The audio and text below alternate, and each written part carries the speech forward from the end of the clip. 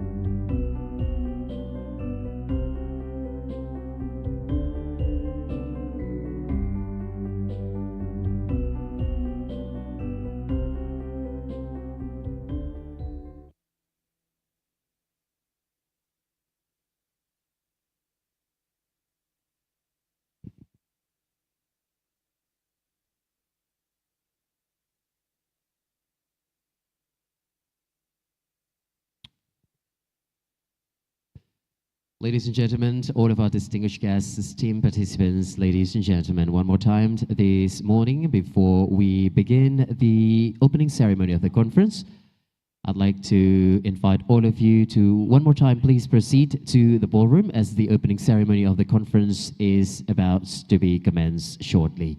Thank you.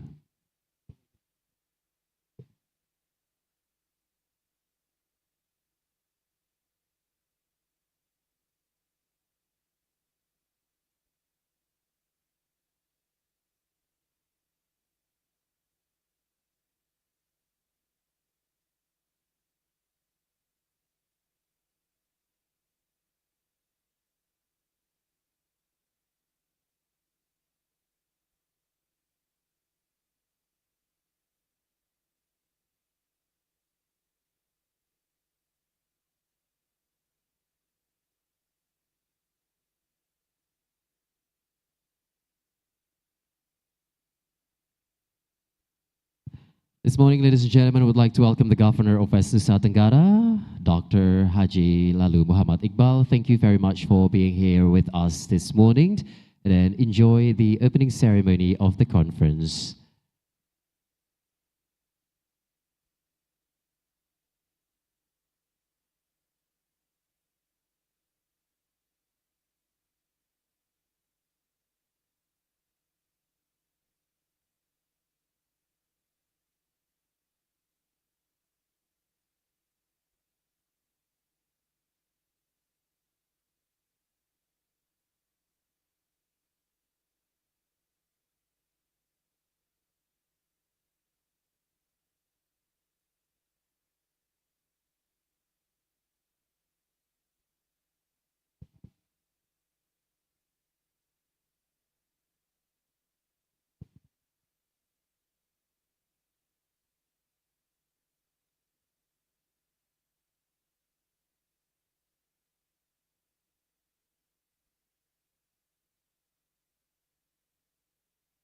Ladies and gentlemen, before we begin the opening ceremony of the conference, I'd like to steal your attention to the screens that you have right in front of you. And here it is, the safety briefing.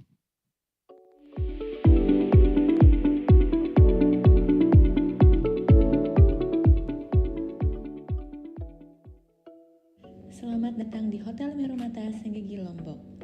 Sesuai peraturan perundang-undangan terkait keselamatan kerja, maka kami wajib memberitahukan tentang prosedur keselamatan yang wajib Anda patuhi selama berada di Hotel Merumatta, Senggigi, Lombok. Keselamatan Anda adalah prioritas kami. Terima kasih atas perhatian Anda.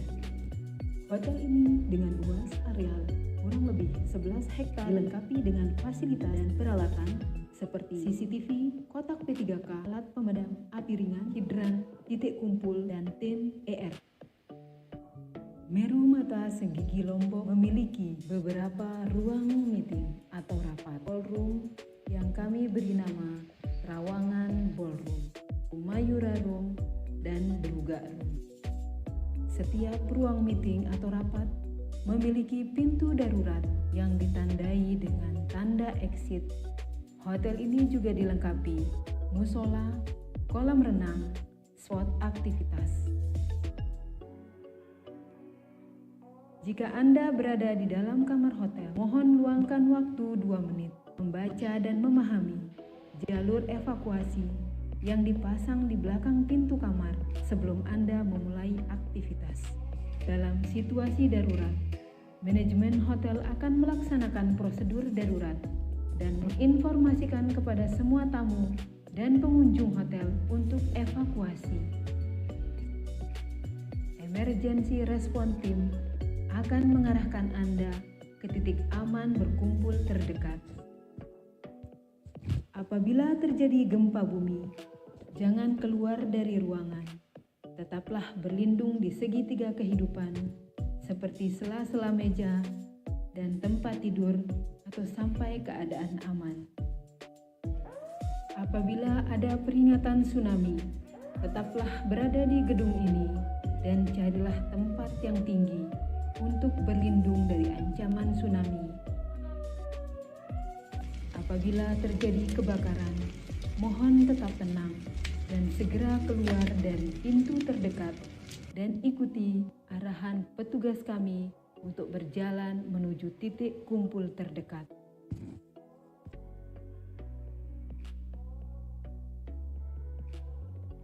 Tetaplah berada di area berkumpul sampai instruksi lebih lanjut diberikan oleh manajemen hotel. Kami berharap Anda akan memiliki pengalaman yang menyenangkan bersama kami, Merumatta, Senggigi, Lombok. Sekali lagi, terima kasih atas perhatian Anda.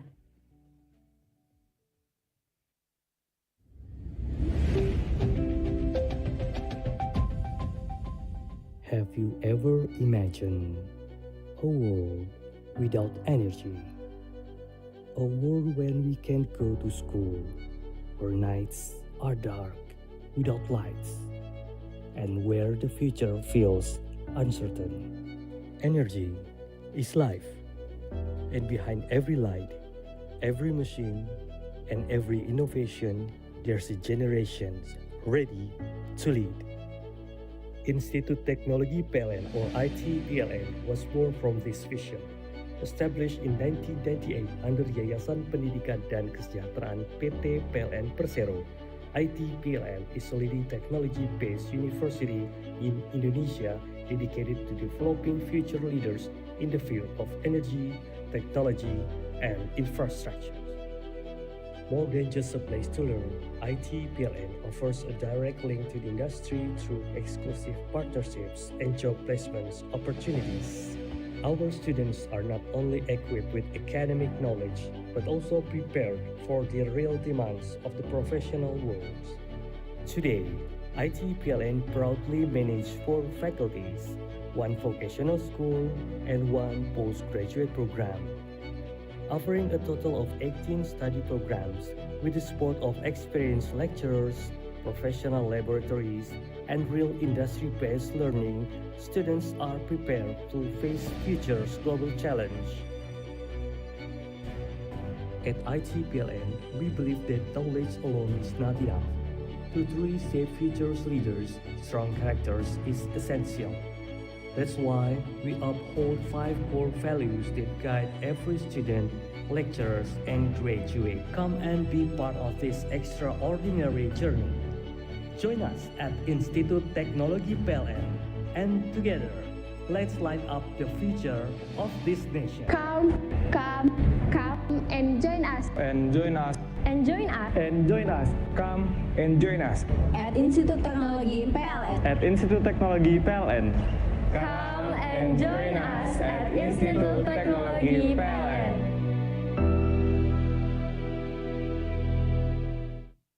For more than 7 decades, PLN has carried out the state's mandate to electrify the whole Indonesian archipelago. With an installed power generation capacity of more than 75 gigawatts, PLN serves more than 90 million customers in sharpening its vision as the leading electricity company in Southeast Asia. And as the #1 customer choice for energy solutions, PLN continues to develop programs on an ongoing basis, strengthening its role as the heart of Indonesia for the sustainability of energy supply and the transition to renewable energy. Now, PLN is entering a new chapter in its transformation, aiming to become not just a power and utility company, but also a technology company based on innovations. All of this is to improve service quality, strengthening the domestic industrial ecosystem, and increasing competitiveness in the global stage. The new PLN 4.0, Unleashing Energy and Beyond.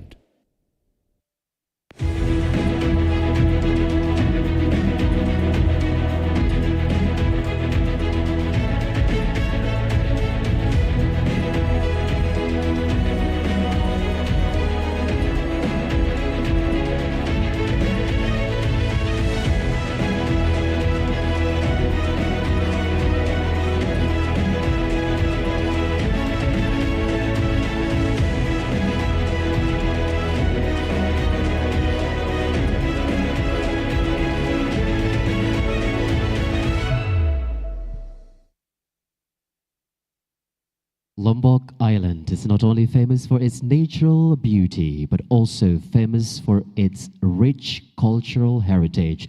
Therefore, ladies and gentlemen, this morning, to welcome each and every one of you to the conference, we would like to present you with a very special performance of our traditional dance, which is called Gandrung Dance, a traditional dance originated in Lombok, West Nusa Tenggara, Indonesia, which is usually performed by female dancers dressed in traditional Sasak attire, representing the indigenous Sasak people of Lombok.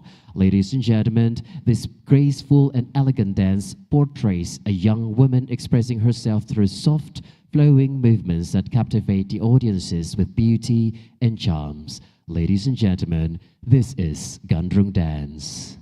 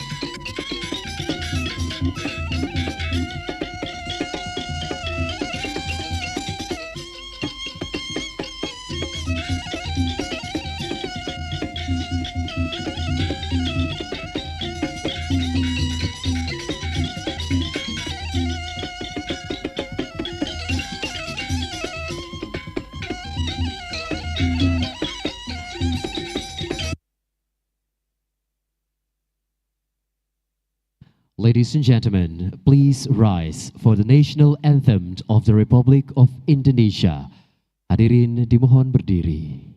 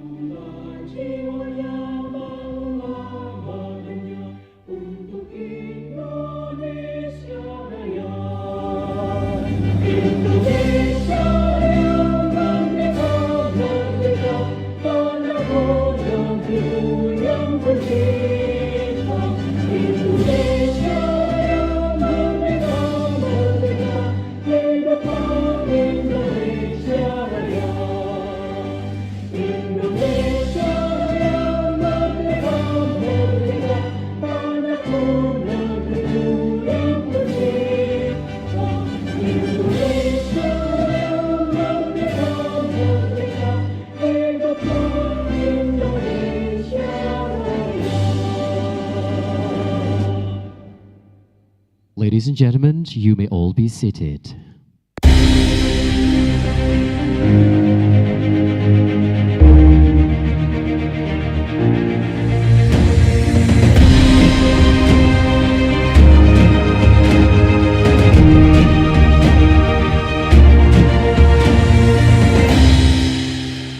Bismillahirrahmanirrahim. Assalamualaikum warahmatullahi wabarakatuh.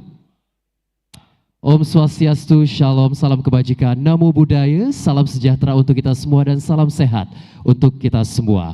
Good morning, ladies and gentlemen. I'd like to welcome each and every one of you to this very, very amazing conference in which today we're going to share lots of brilliant ideas in this very conference. But before that, ladies and gentlemen, allow me to welcome our distinguished guests who are here present physically just to enjoy the opening ceremony and also to absorb more knowledge this morning in this very conference. Before that, I'd like to welcome Your Excellency, the Governor of West Nusa Tenggara, Dr. Lalu Muhamad Iqbal. Can we please give a round of applause for him?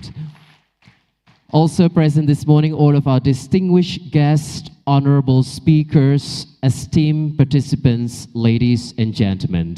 My name is Muji Idris. I will be your MC for the day, and I will try my best to take you through every single essential agendas that we're about to go through together this morning in the conference. And on behalf of Institut Teknologi PLN and the organizing committee, I would like to welcome all of you to the International Conference on Advanced Technologies in Energy and Informatics, or what commonly known as ICATEI 2025. Can we please give a big hands to this amazing conference, ladies and gentlemen? So, before we move on to the very first speech this morning, we have just witnessed one of the cultural heritage that we have right here on the island of Lombok, which was called Gandrung Dance. So ladies and gentlemen, in the past, Gandrung Dance was usually performed to welcome our distinguished guests and also to welcome the army from the battle.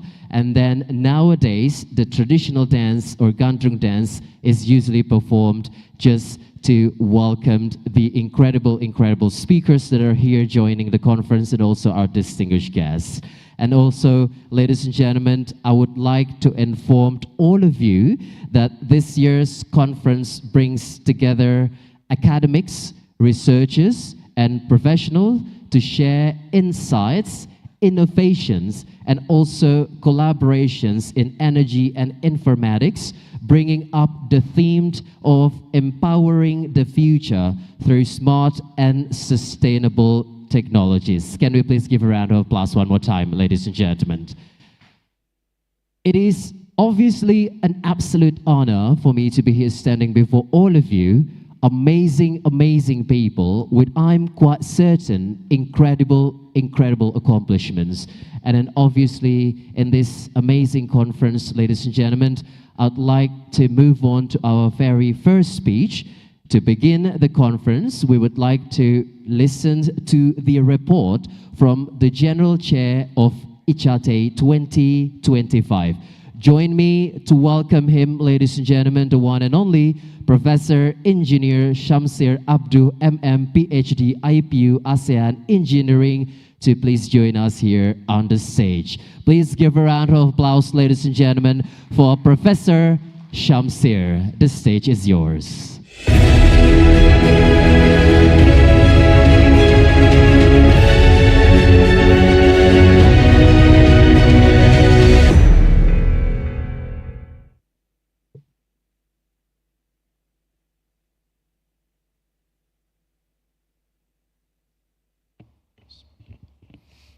Bismillahirrahmanirrahim.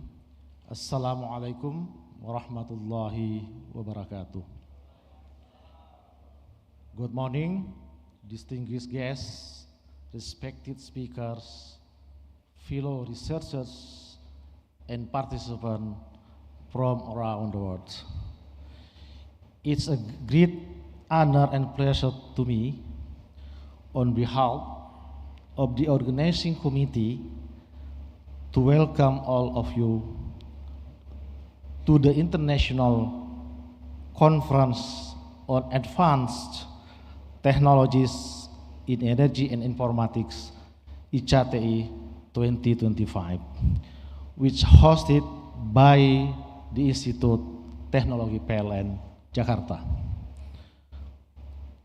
We received a substantial number of papers from 15 countries, such as the United States, the United Kingdom, Japan, Taiwan, Hong Kong, India, Malaysia, the Philippines, and Morocco. 116 are selected from a total of 272 papers. This conference will be held for 2 days, from 22nd to 23rd October 2025. We had 5 online sessions in this morning, is followed by a plenary session. This afternoon, we will have another a parallel session consisting of 3 on-site sessions and 5 online sessions. Tomorrow, there will be a technical tour visit including but not limited to Lombok Peaker Combined Cycle Power Plant, Vena Energy Power Plant, and Sada Village. Distinguished guests, ladies and gentlemen, I would like to express our sincere appreciation to our keynote speakers, presenters, reviewers, and participants who have made time to join this event, either on site or virtually. A special thanks also goes to our sponsor, PT PLN Persero is the primary sponsor for this event. Also, PLN UIP Nusa Tenggara, PLN Energi Gas, PT Solusi Manajemen Risiko Terintegrasi, PLN Suku Cadang, PLN Energi Primer Indonesia, PLN Engineering, PLN Nusantara Power, PLN Indonesia Power, PLN Pulsit Bank, PLN Pusat Sertifikasi, PLN Mandau Cipta Tenaga Nusantara, PLN Nusantara Power Services, and PLN Insurance. This event is also supported by PLN Icon Plus, PT DAI Renhausen Indonesia, PT Adiguna Putra, PT UJPK, PT STT CP Pirda Jaya, PLN UIE NTB, Telkom Indonesia, BNI, YPK PLN, Aperti BUMN, and Universitas Bumi Gora. I would also like to thank the 2025 ICATEI Committee for their support and dedication in preparing and hosting this whole event. They have done their utmost to make this event successful. We will appreciate it if you could please notify us of any remaining deficiencies. Your feedback is valuable to us.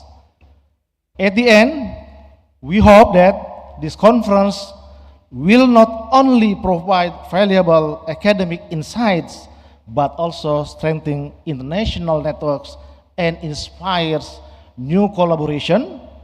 Once again, welcome to the ICATEI 2025, and we wish you a productive, inspiring conference ahead. Thank you very much. Assalamualaikum warahmatullahi wabarakatuh.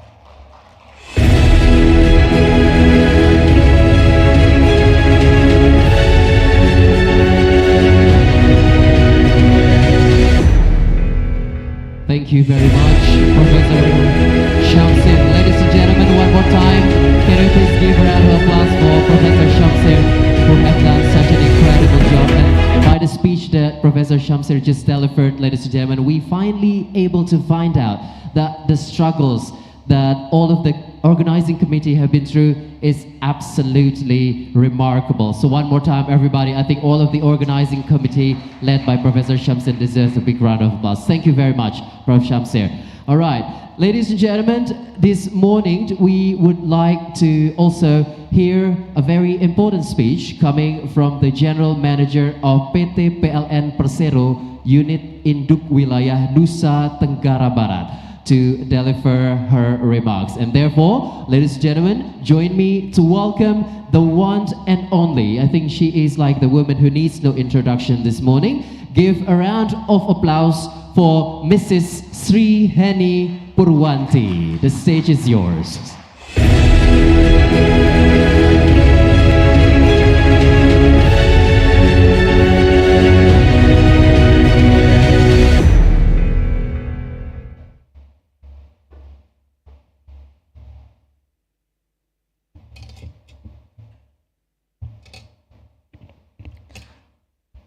Bismillahirrahmanirrahim. Assalamualaikum warahmatullahi wabarakatuh. Good morning and warm greeting to all. Om Swastiastu, Namo Buddhaya, Salam Kebajikan, Shalom.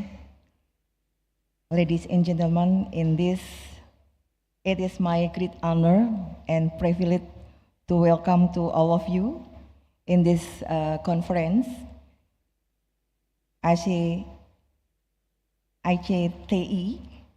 2025, and proudly hosted by ITPLN at Senggigi, Lombok, which is a coastal city on the west coast of Lombok, Indonesia,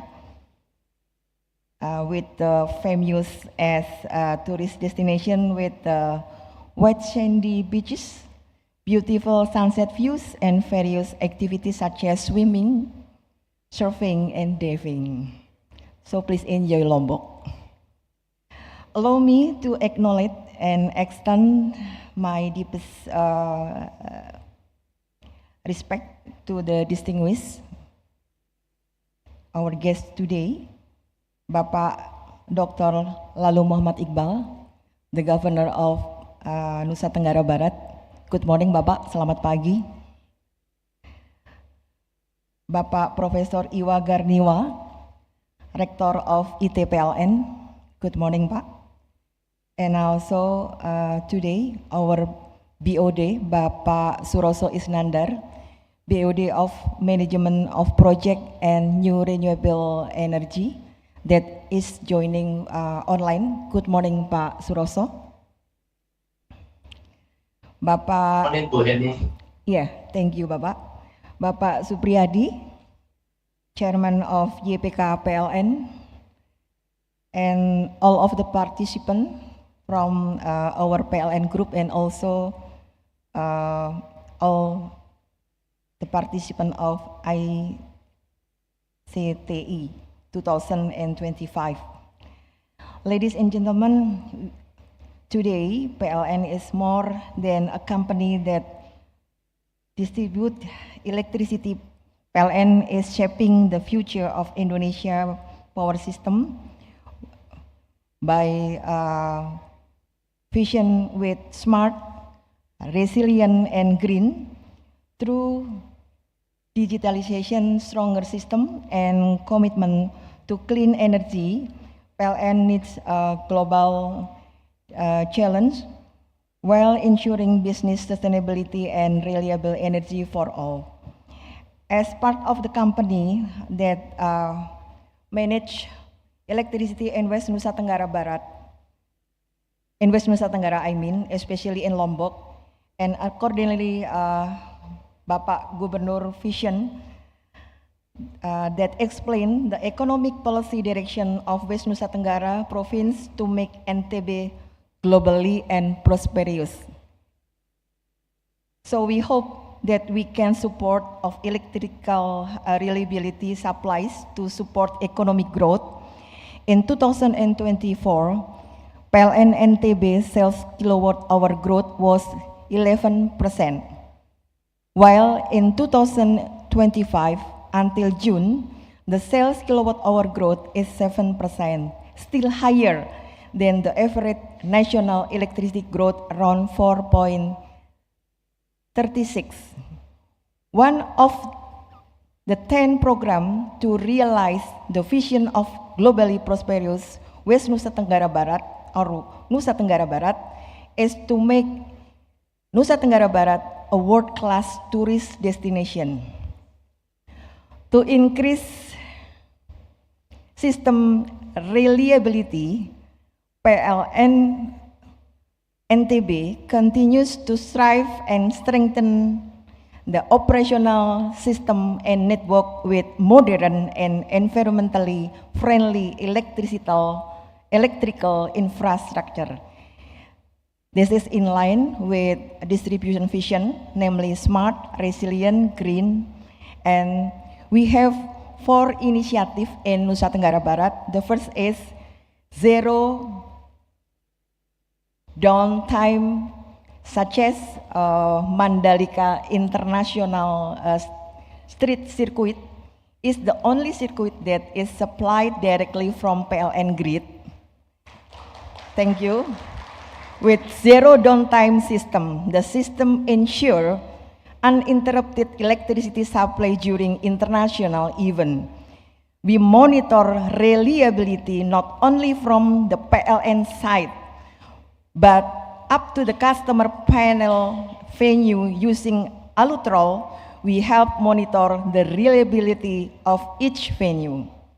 Second, support superior tourism with green energy, include a small island such as Gili Trawangan. We supply the customer through sea cable and solar panel. This is in line with the concept of ecotourism. And the third, we also succeed in turning on 5 islands isolated for a full 24 hours, including remote areas such as Sepotok Village and Medang Island.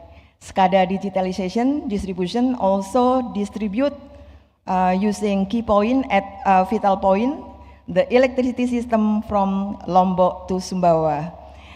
And we hope that through the international conference, Advanced Technology in Energy and Informatic, ICATEI 2025, we can see the birth of groundbreaking ideas, innovative research, and practical solution that can address today our challenge. So ladies and gentlemen, Nusa Tenggara Barat, especially PLN Nusa Tenggara Barat, stands proudly alongside ITPLN and all academic institutions in Indonesia to continuously support the advancement of science and technology for the progress of our nation. In conclusion, I would like to extend my warmest congratulations and best wishes for the successful organization of the International Conference on Advanced Technology in Energy and Information 2025. May this event run smoothly, spark brilliant discussion, strengthen global partnership, and contribute meaningful innovation, and also to advance the energy of informatics for Indonesia and for the world. Let us continue to ignite the spirit of innovation. So I will close with a little bit poem. Walking around near Senggigi. Don't forget, prepare your itinerary. I hope this conference will increase our energy. The participant will get more beneficiary. Thank you. Wassalamualaikum warahmatullahi wabarakatuh.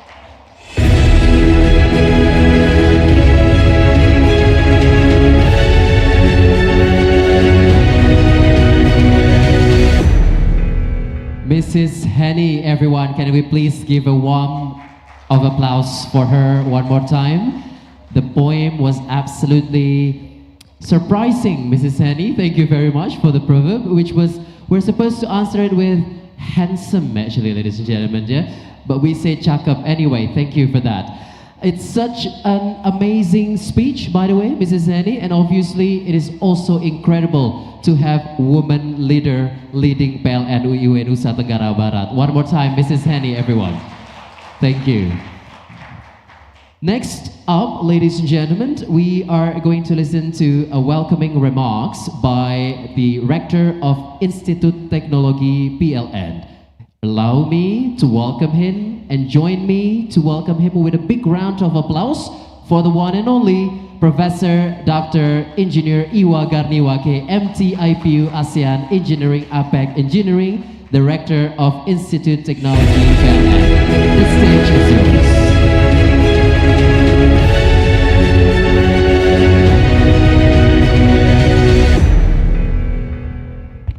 Bismillahirrahmanirrahim. Assalamualaikum warahmatullahi wabarakatuh. Yang saya hormati Pak Gubernur, Pak Suroso, kemudian juga teman-teman sekalian, Pak Ketua Umum YPKPLN, and of course distinguished guests, esteemed colleagues and fellow participants. It is my great pleasure to welcome you all to the International Conference on Advanced Technologies in Energy and Informatic, ICATEI 2025. On behalf of Institut Teknologi PLN, I would like to express my warmest greeting to all of you who have gathered here today to share your knowledge, expertise, and experience in the field of energy and informatics, and of course, others. ICATEI 2025 is a premier international conference, but the first for ITPLN that bring together academic, researchers, and industry professionals to discuss the latest advancements and innovation in energy and informatics. This conference, I hope this conference provides a platform for us to exchange ideas, collaborate, and explore new opportunities for research and development. At ITPLN, we are committed to advancing knowledge and innovation in the field of energy and informatics. We believe that this conference will contribute significantly to the development of new technology, policies, and practice that will shape the future of our industry, especially in electrical and energy. I would like to extend my appreciation to the organizing committee. Terima kasih banyak pada panitia, speakers, and participants for their hard work and dedication, because I believe not easy to making this conference a success, and I'm proud for that. I'm confident that ICATEI 2025 will be a valuable experience for all of us, and we look forward to hearing your thoughts, ideas, and insight. With that, I would like to officially declare ICATEI 2025 open. Let us work together to make this conference a memorable and enriching experience for everyone involved. Thank you very much. Once again, welcome in ICATEI 2025. Wassalamualaikum warahmatullahi wabarakatuh. Terima kasih.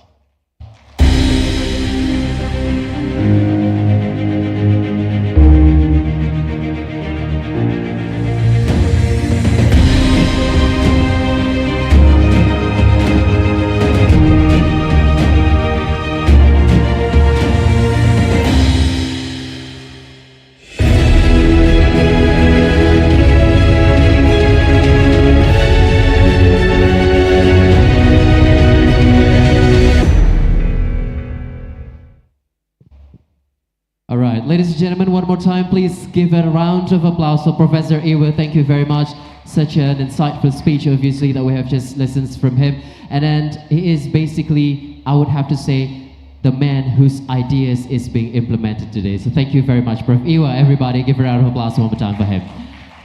And this morning, we would like to welcome the man who I thought is also the one who is being very supportive towards innovations, collaborations, as well as global innovations that we're about to have at this conference. So therefore, ladies and gentlemen, I'm not going to waste your time any longer, because he is here ready to deliver his speech. Allow me to welcome the man behind West Nusa Tenggara. Ladies and gentlemen, give a round of applause for the Governor of West Nusa Tenggara, His Excellencies Dr. Lalu Muhamad Iqbal. The stage is yours.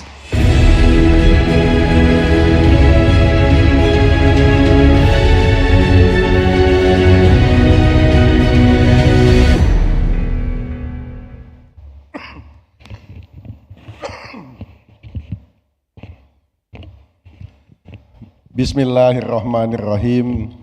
Assalamualaikum warahmatullahi wabarakatuh. Salam sejahtera selalu bagi kita semua. Om Swastiastu, Namo Buddhaya, salam kebajikan. Yang saya hormati sahabat saya GM PLN NTB Bu Sri Heni Purwanti, yang selalu pagi, siang, malam selalu siap untuk memberikan dukungan. Kebetulan kami lagi mendorong MICE Pak di NTB.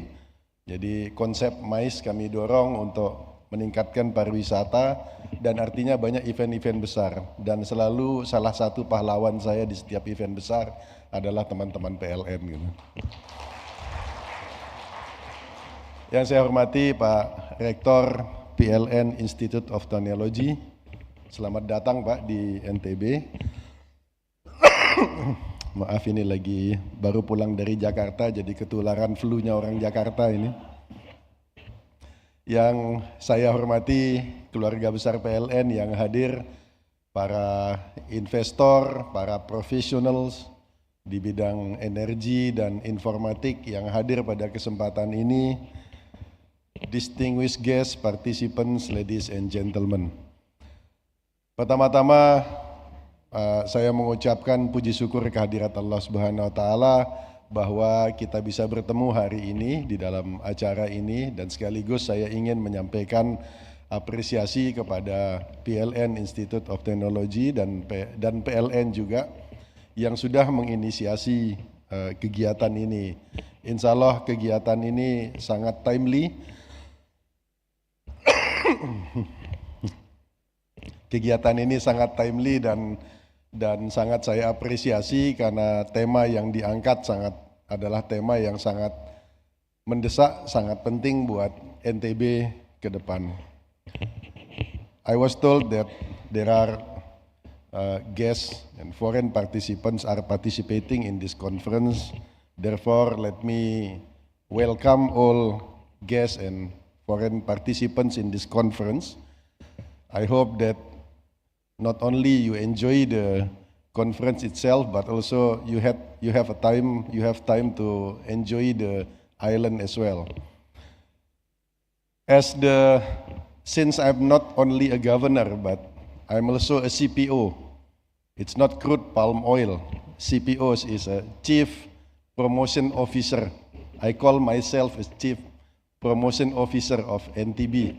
I'm the salesperson of the province. So let me make a small promotion to all of you, especially the foreign participants. Have you heard about the Big Bang Theory? So it's a blast that happened 100 million years ago, as presented by Stephen Hawking. So the Big Bang was so, in terms of magnitude, was very powerful, that the paradise, the heaven was shaking at that time. Because of the shake, there was the paradise broke off. So there was a small fragment of heaven fell down into the earth at that time. Later, million years later, so the small fragment is named Lombok. So Lombok is actually a fragment of paradise. So I invite all of you to enjoy Lombok, and I hope you can enjoy, you have a chance to see around the island. Distinguished guests, participant, ladies and gentlemen. Energy issue is a very promising, is a very potential yet very challenging one. So I've been told by Ibu Sri that last year the growth of demand in NTB itself is around 11%. It means that far above the average of national demand of growth. This year is around 7% this year. And I've learned that the demand for electricity, for energy in NTB itself is around 400 megawatt. And if you combine with Bali has a demand of around 1.1 giga. 1.1 giga. If we make a long-term projection, let's say 5 years to come, so I'm sure that combining Bali and Lombok will surpass around 2 giga. It means that the demand is very high. In the future, we should not see Lombok, Bali, and Sumbawa as a separate ecosystem of demand and supply in energy.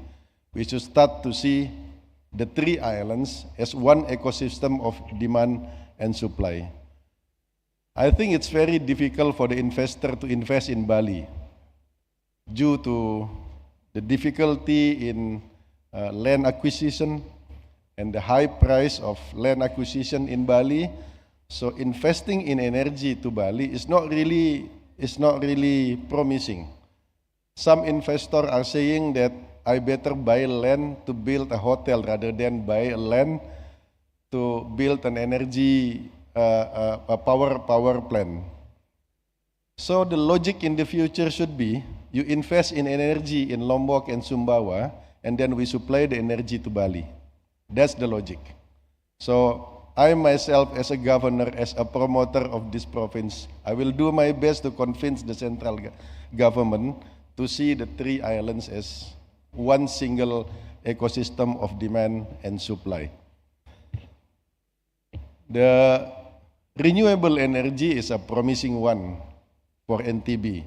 We have abundance of potentials in renewable energy, ranging from micro hydro.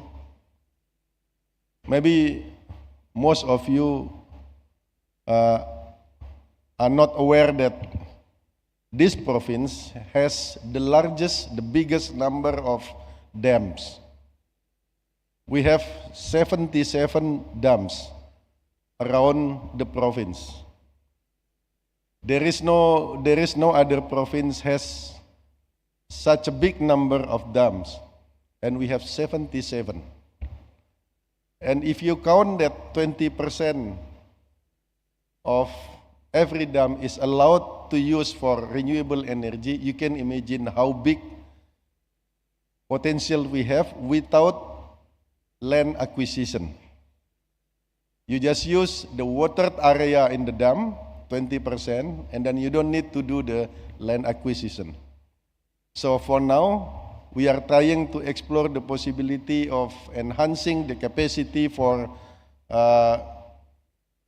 micro hydro, but in the future, the same area, the dam, can be used also for wind farming and also for solar panels.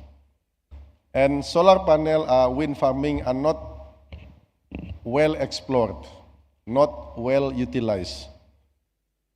Not only a dam, but imagine that we have 400 islands, satellite islands around the island of Lombok and Sumbawa.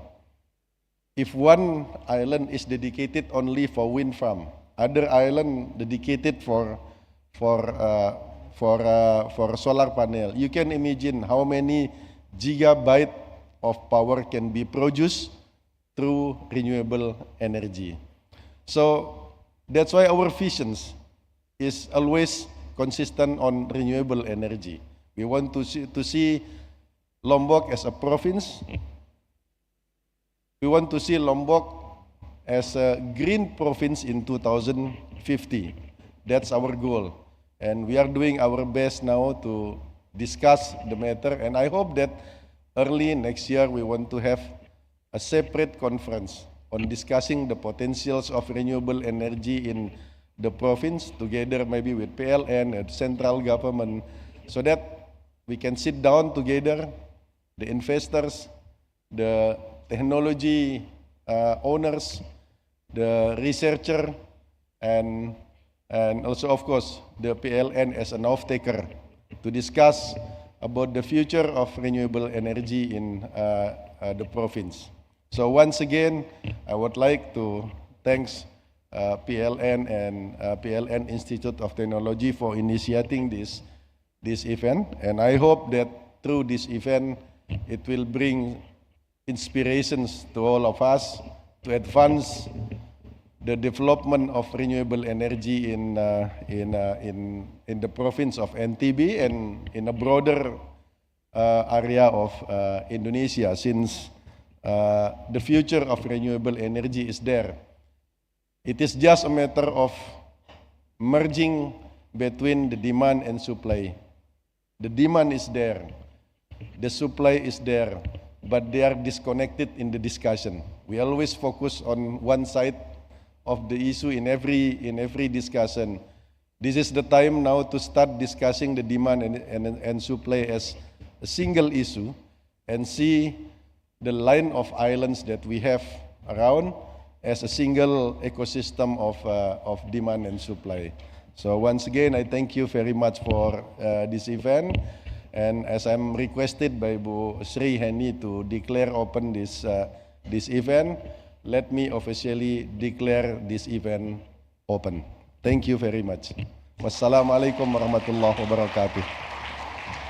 Waalaikumsalam warahmatullahi wabarakatuh. Your Excellencies, Governor of Nusa Tenggara, with all due respect, I'd like to invite all of you to remain on stage as we are going to welcome the other distinguished guests who are present this morning. Please join us on the stage, the General Manager of PT PLN UIW Nusa Tenggara Barat, Persero, Mrs. Heni. One more time to please join the Governor of Nusa Tenggara on the stage. Also, Mr. Supriyadi, the General Chairman of the YPK PLN Foundations. Mind if you join us here on the stage. Also, Director of Institut Teknologi PLN, Professor Iwa, one more time. And also the General Chair of ICATEI 2025, Professor Shamsir, to open the conference officially this morning with all of the participants joining from the four corners of the globe. Also joining virtually, ladies and gentlemen, the Director of PT PLN Persero, Dr. Suroso, this morning attending virtually. Thank you very much for being here with us this morning. Ladies and gentlemen, witnessed by all of the participants and also our distinguished speakers this morning, we're going to strike the gong as a symbol of the commencements of the conference. Can we have the strikers of the gong, please? Thank you very much. All right, here we go. And then the gong will be struck by the Governor of West Nusa Tenggara, Dr. Lalu Muhamad Iqbal. Ladies and gentlemen, once the governor strike the gongs, I want all of you to please the loudest applause from all of you as a symbol of spirit to commence the conference. Are you ready? Your governor? All right. On my count in 3, 2, 1. Here we go. Ladies and gentlemen, the International Conference in Advanced Technologies in Energy and Informatics is officially opened.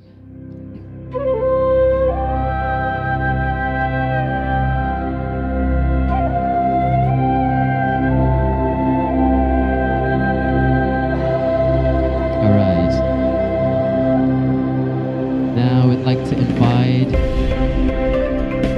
all of our distinguished guests to please have a photo sessions. Okay. All the photographers ready? Show your best smiles, everyone. In 1, 2, 3. There we go. Let's show our fist, ladies and gentlemen, as a form of spirit to welcome more and more brilliant ideas this morning in this conference. There you go. And then today I'd like to invite Mr. Governor, might you take a few steps forward, because we have a token of appreciation that today will be handed over by the Rector of ITPLN, Professor Iwa.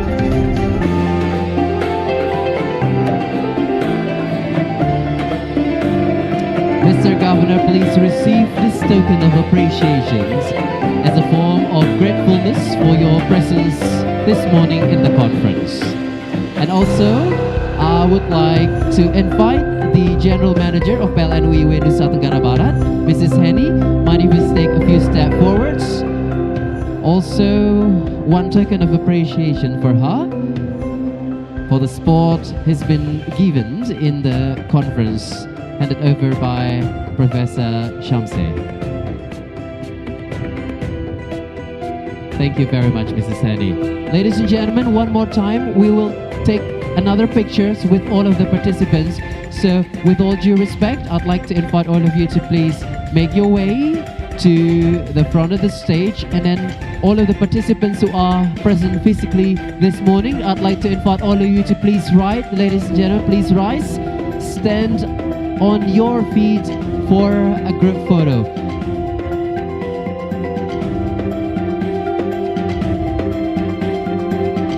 All right, here we go.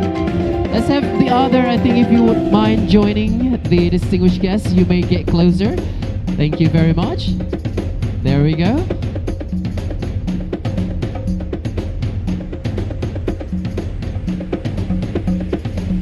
Okay, one more time, everybody.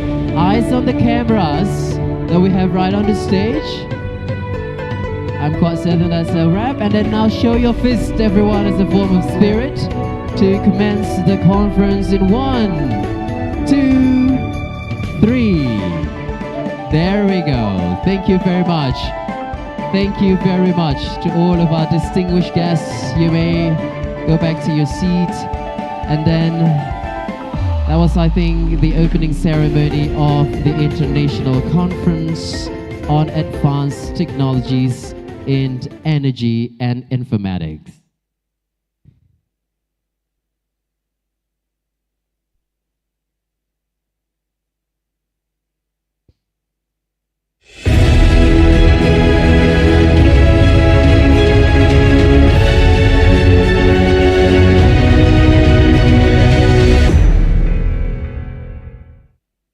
All right, ladies and gentlemen, the opening ceremony that was absolutely another historic moment, I would say, for ITPLN, as this is the first international conference held by ITPLN.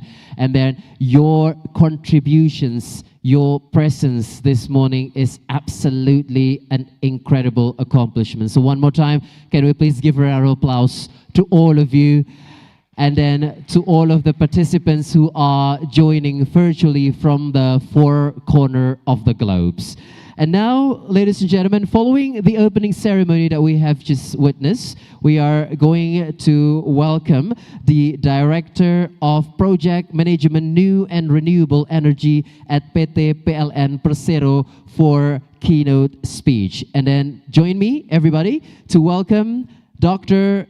Engineer Suroso Isnandar ST MSc IPU ASEAN Engineering QRMP QCRO QRGP. The name is basically shorter than the title, everybody. And then he is here with us to deliver his keynote speech. Good morning, Dr. Suroso. Good morning. Good morning. Selamat pagi. Selamat pagi. How are you today? I'm fine. Thank you very much. I hope everybody also fine. We are completely fine over here. And I hope you're having a great day as well today. Are you ready for the keynote speech that you're about to deliver? Okay. Thank you. All right. Okay. We can hear your voice very clearly here. Are we coming through okay on your side? Yes, very sound. Thank you. Yeah. Thank you very much. All right. Ladies and gentlemen, all of our distinguished guests, esteemed speakers, please welcome the one and only Dr. Suroso for his keynote speech. Give a round of applause for him. Assalamualaikum warahmatullahi wabarakatuh. Selamat pagi, salam sejahtera untuk kita semuanya. Om Swastiastu, Namo Buddhaya, salam kebajikan. I will open a rhyme in Indonesian language. Menikmati sunset di pantai Senggigi, ditemani musik dari teman-teman musisi.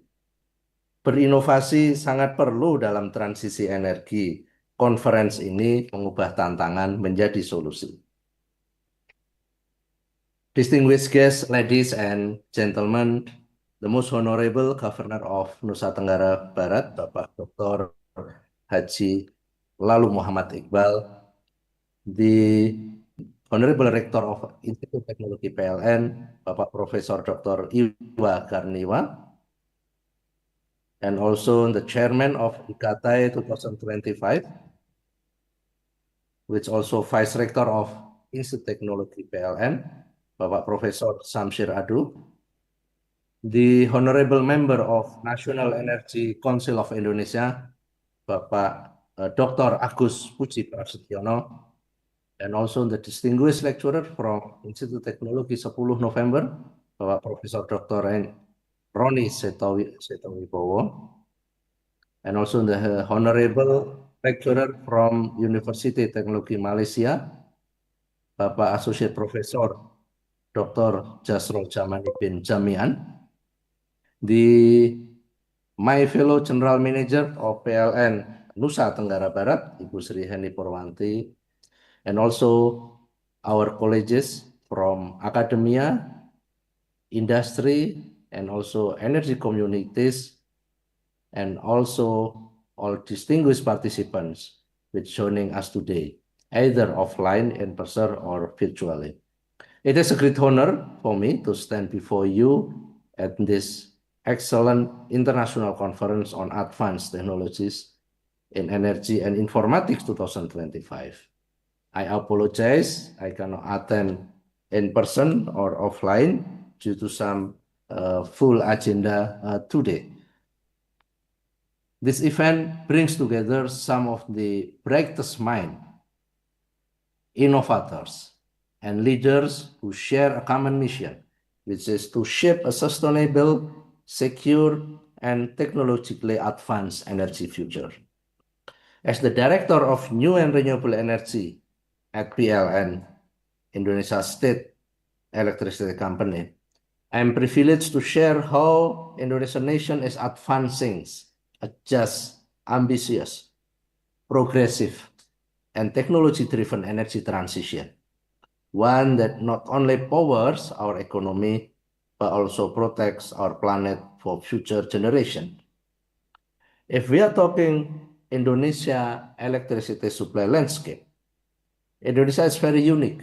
It is a country with a vast archipelago with over 17,000 islands, home to more than 270 million people. Ensuring reliable electricity supply across this kind of geographical challenge is no small feat. Today, PLN powers over 95 million customers, achieving an electrification ratio of 99.83% and 99.96% for village electrification, meaning there are still our unfortunate brothers and sisters who still living in the dark, more than 10,000 villages.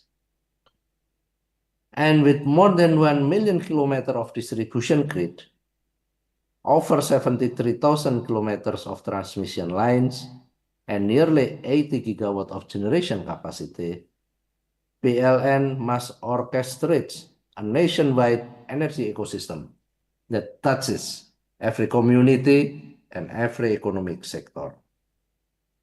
But beyond these numbers, this achievement is about access, equity, and also opportunity. Electrification as a locomotive for economic development has been the backbone of Indonesia industrialization, urbanization, and also digital transformation. However, we also have a bold commitment to fight the climate change, the problem that everybody is facing at the moment, every country in this world. So we know that access alone is not enough. The world is facing a climate emergency, and Indonesia especially, and PLN in particular, is taking decisive action.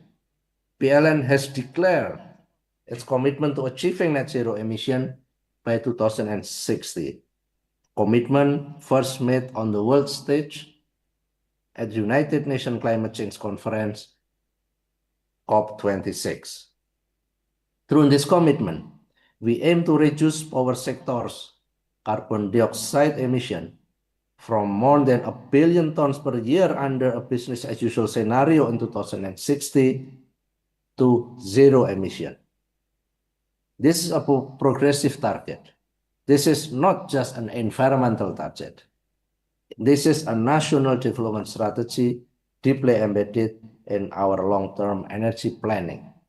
As we can see in the chart, the dark bar showing the power come from coal-fired power plant, which is at the moment made up the biggest share of our generation fuel mix. By the time we will let those coal-fired power plant naturally retiring. But at the same time, we will not build any new coal-fired power plant, but instead we will build cleaner energy source in form of renewable energy combined with the gas power plant. So in 2060, we aiming that the electricity landscape will emit zero carbon emission. And this plant we laid on the strategic foundation in the form of power development plan ranging from 2025 to 2034. In Indonesia Power Development Plan, or we call it RUPTL Indonesia, is operationalize the net zero emission by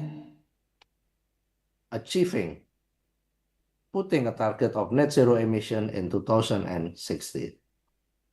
This plan also reflects the President Prabowo Subianto vision of achieving energy self-sufficiency while accelerating the energy transition toward affordable clean energy to support Indonesia's ambitious 8% of economic target. And it is very clear that meanwhile we are doing the energy transition, we have to maintain energy security to the country as well. And this Power Development Plan, or UPTL, aligns with the energy trilemma, where we have to balance the security, the affordability, and also the sustainability. And it must integrate 5 key pillars of national energy sustainability, which including the energy security itself as the first and the foremost objective, followed by environmental sustainability,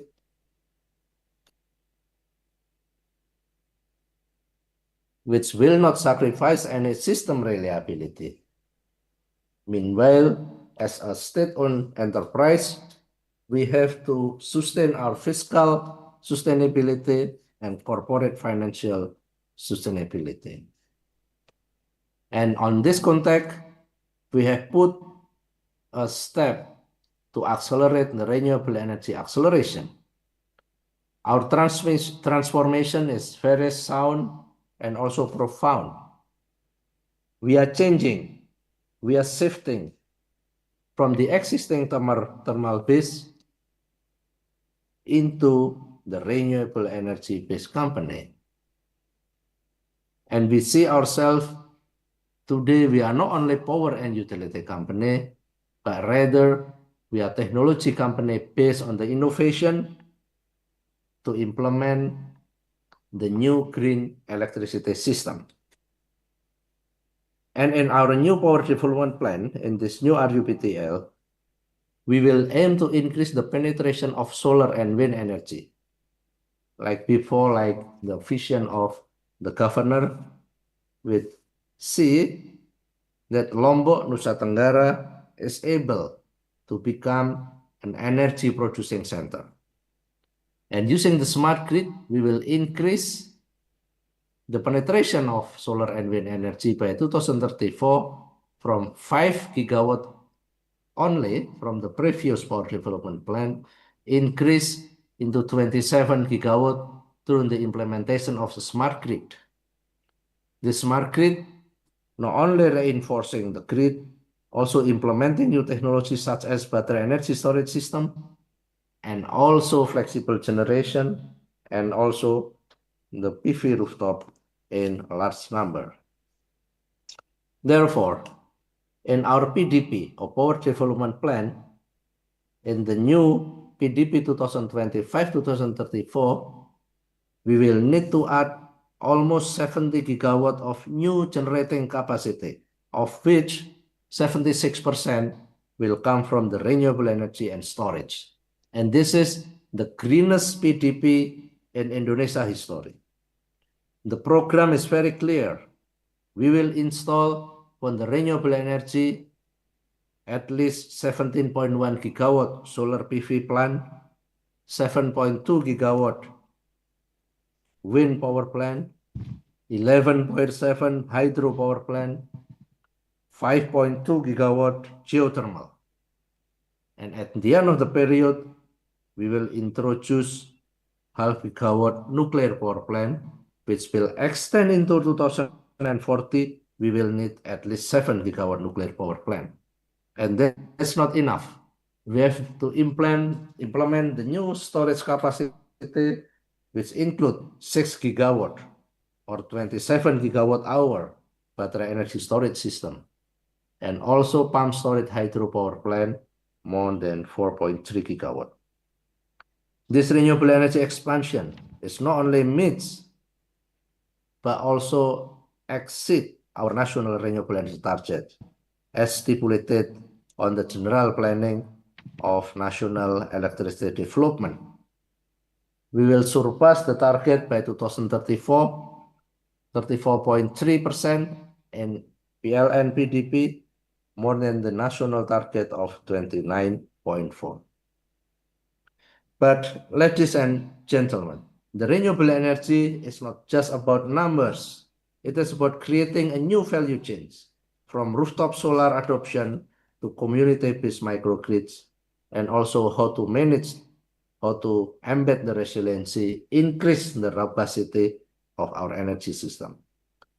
And for that matter, PLN facing very challenging, which is how to bridge the supply and demand. One of the key challenges is the geographical mismatch between the location of renewable resources. For example, we have abundant hydro resources in Sumatra, in Kalimantan, in Mambramo, or wind potential in Sulawesi. However, the demand is concentrated on an island in Java. This will create a very difficult challenge. And in order to mitigate the risk of this mismatch, then PLN is planning in building of a green enabling supergrid. This green enabling supergrid will evacuate renewable energy from resource-rich islands like Sumatra, Kalimantan, and Sulawesi, and deliver it to the demand centers through high voltage interconnection. The strategic backbone enhances system stability, lowers generation costs, reduce technical risk for developers, and opens the door to larger private investment. We will need to build additional new line on the next 10 years, 47,000 kilometer circuit transmission, interconnecting between islands, forming Indonesia green supergrid. But building the transmission alone is not enough. We have to look at the new technology like smart grid and digital transformation. The integration of variable renewable energy requires implementing some sort of intelligence into the grid. That is why PLN is investing a lot in smart grid technology and digital solution. We are looking at artificial intelligence driven demand forecasting. We are looking at smart inspection and also predictive maintenance. We are looking at flexible dispatch optimization on the generation on the upstream. And we also need to build intelligent distribution system. These all capabilities will allow us to manage variability, intermittency, and all the challenge in implementing large amount of variable renewable energy. At the same time, improve grid resiliency and empower consumer through digital innovation. The challenge in variable renewable energy is varies, and this is a new thing for Indonesia and for PLN. fluctuation is not only on the downstream on the demand, but also on the upstream on the generation side. So challenge in variable renewable energy combined with challenge on the generation side and also on the interconnecting system, that's area why smart grid and digital transformation need to be implemented in order to overcome all issues in variable renewable energy. Not only that, all those power development plans will bring in investment and green jobs, something that we haven't have at the moment. The scale of this transformative from thermal-based energy system into green energy system is a massive. Between 2025 and 2034, we will need investment at least 188 billion US dollar or nearly 3,000 trillion rupiah. PLN alone cannot hold on all this investment. So we have to open the door widely for participation of the private sector, independent power producer, investors from all over the world. More than 70% of power generation and storage investment will come from private developers. PLN only able to tap about quarter of it. So from a whole 70 gigawatt new generating capacity, PLN will carry out 30% of it, which is about 20 gigawatt. And the 70 gigawatt, 49.1 gigawatt, including the investment, will be passed into independent power producer and private developer. Ladies and gentlemen, this investment not only creating the massive infrastructure in electricity, it will also create 1.7 million jobs across manufacturing, construction, operation, and also maintenance. 91% of which will be green jobs. So shifting, doing the energy transition is not only just an energy transition itself, it is an economic transformation which will contribute greatly into national target economic growth by the end of period, which is 8%. And this will enable economic growth. With this massive energy infrastructure expansion, electricity sales are expected to grow steadily, supporting the government 8% GDP growth target by 2029. This growth also fully and strongly linked to downstream industry, electric vehicle adoption, special economic zones, and also the widespread of blue economy. Therefore, ladies and gentlemen, RUPTL or PDP is not just about an energy planning. It is a development engine catalyzing inclusive growth and decarbonization simultaneously. Ladies and gentlemen, I understand that this target is really ambitious and progressive. But together with the stakeholder, PLN will do it. Through strong and ongoing collaboration between stakeholders in the countries, industry, and communities. The energy transition is not a journey that any country can walk alone, including Indonesia. It will require a strong collaboration with all stakeholders related, including the communities and the innovators like all of you who present here today. At PLN, we are ready to partner, co-create, and also lead. And together, we can transform today's challenge into tomorrow's opportunity. Let us taking part in powering the future, not only with electricity, but vision, innovation, and courage. Thank you very much for your kind attention, and I wish you all a very nice conference. And to that regard, I will close with a closing rhyme. Ombak Lombok berkejaran riang. Ayam taliwang menari di atas piring. Inovasi energi jadi terang benderang. Masa depan hijau kian mengalir, mengiring. Another rhyme for everybody. Ke Gili Trawangan lihat ikan pari. Jangan lupa bawa kamera untuk dokumentasi. Transisi energi kita tidak akan bisa sendiri. Maka ICATEI 2025 jadi salah satu wadah untuk kolaborasi. Thank you for all your kind attention. Wabillahi taufiq walhidayah. Wassalamualaikum warahmatullahi wabarakatuh. Om Santi Santi Om. Waalaikumsalam warahmatullahi wabarakatuh. Dr. Suroso, thank you very much for such an insightful keynote speech that we have just heard this morning. But before we move on to our next agenda, Dr. Suroso, I have a very important question which I'm quite certain is becoming one of the visions as well.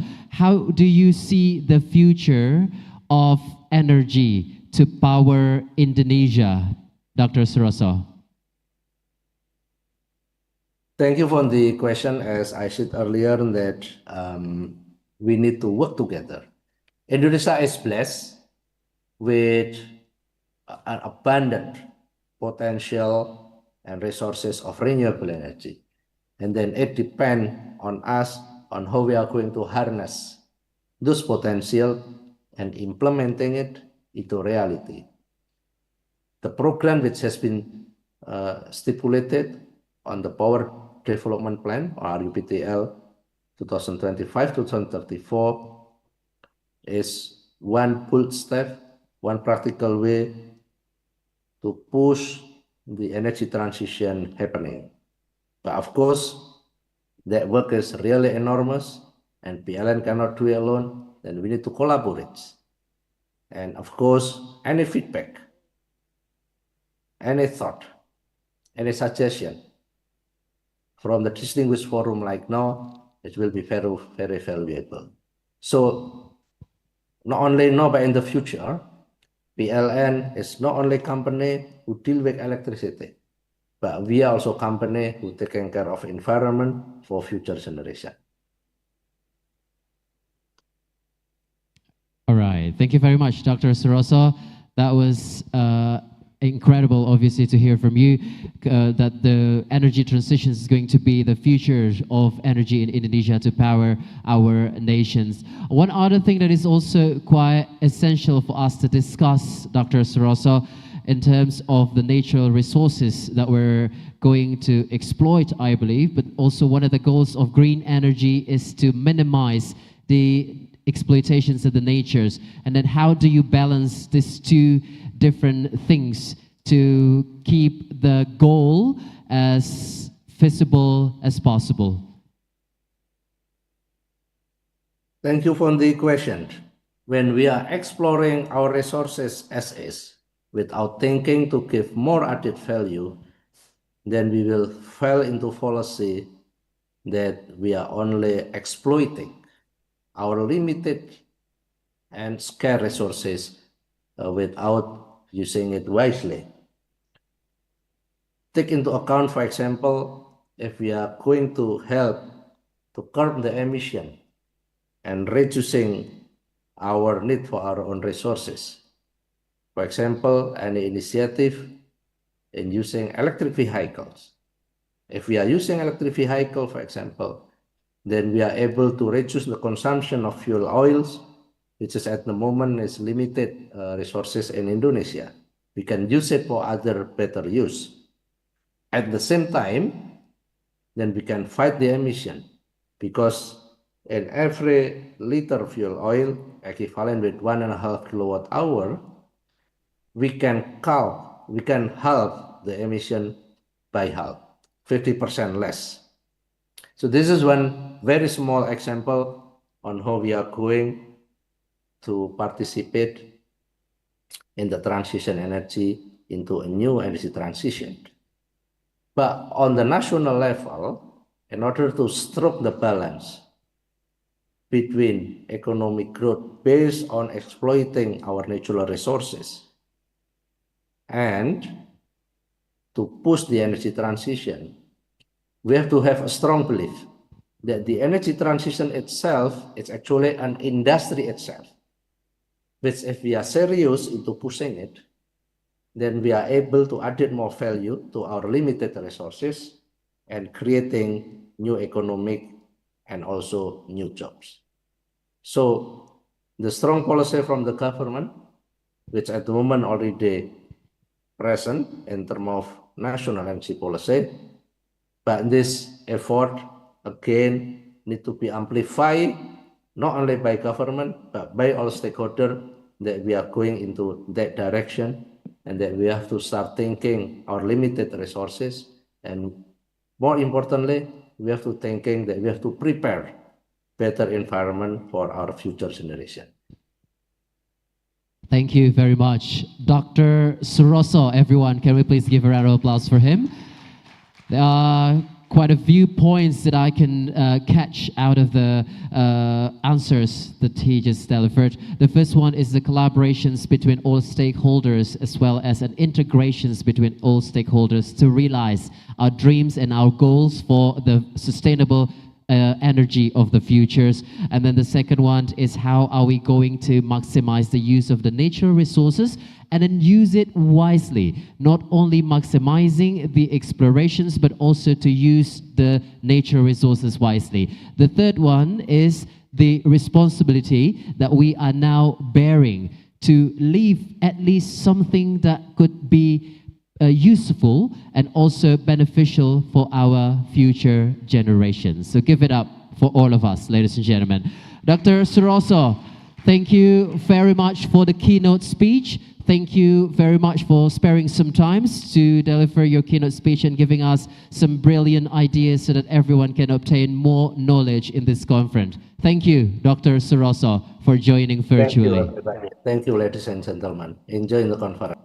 Thank you. Give a round of applause one more time, everybody, for Dr. Suroso. And then this morning also, I'm quite curious to find out about the perspectives of some of the participants who are here. And I'm just going to go down to the floor. Can we please have one microphone? Boleh minta mic satu lagi? Baik. Di pagi hari ini, I'm just going to have to ask a few of you, but I think before that, I would like to ask Mr. Supriyadi over here. Good morning, Mr. Supriyadi. Mind if you stand up and then face all of the audiences? Right. Mr. Supriyadi, boleh berdiri sebentar, Pak Supriyadi? Can we please give a round of applause to Mr. Supriyadi, everybody?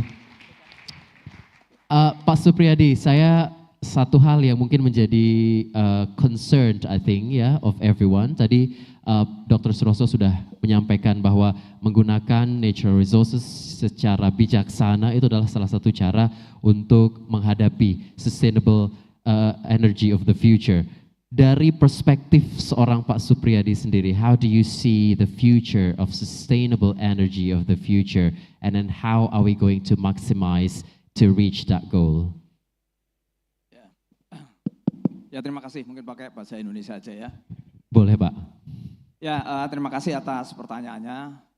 Jadi, perkenalkan saya Supriyadi dari Yayasan Pendidikan dan Kesejahteraan PLN atau sebagai badan penyelenggara dari Institut Teknologi PLN. Jadi kami adalah yayasan dan kami didirikan oleh PLN. Kami punya misi untuk mengembangkan pendidikan. Dalam hal ini adalah Institut Teknologi PLN. Sehingga pada kesempatan ini tadi menjawab pertanyaan MC, kami adalah yayasan, tapi kami juga sebagai PLN Family, kami punya misi untuk mengembangkan, untuk mensupport tadi yang disampaikan oleh Bapak Suroso dalam hal pendidikan, dalam hal riset.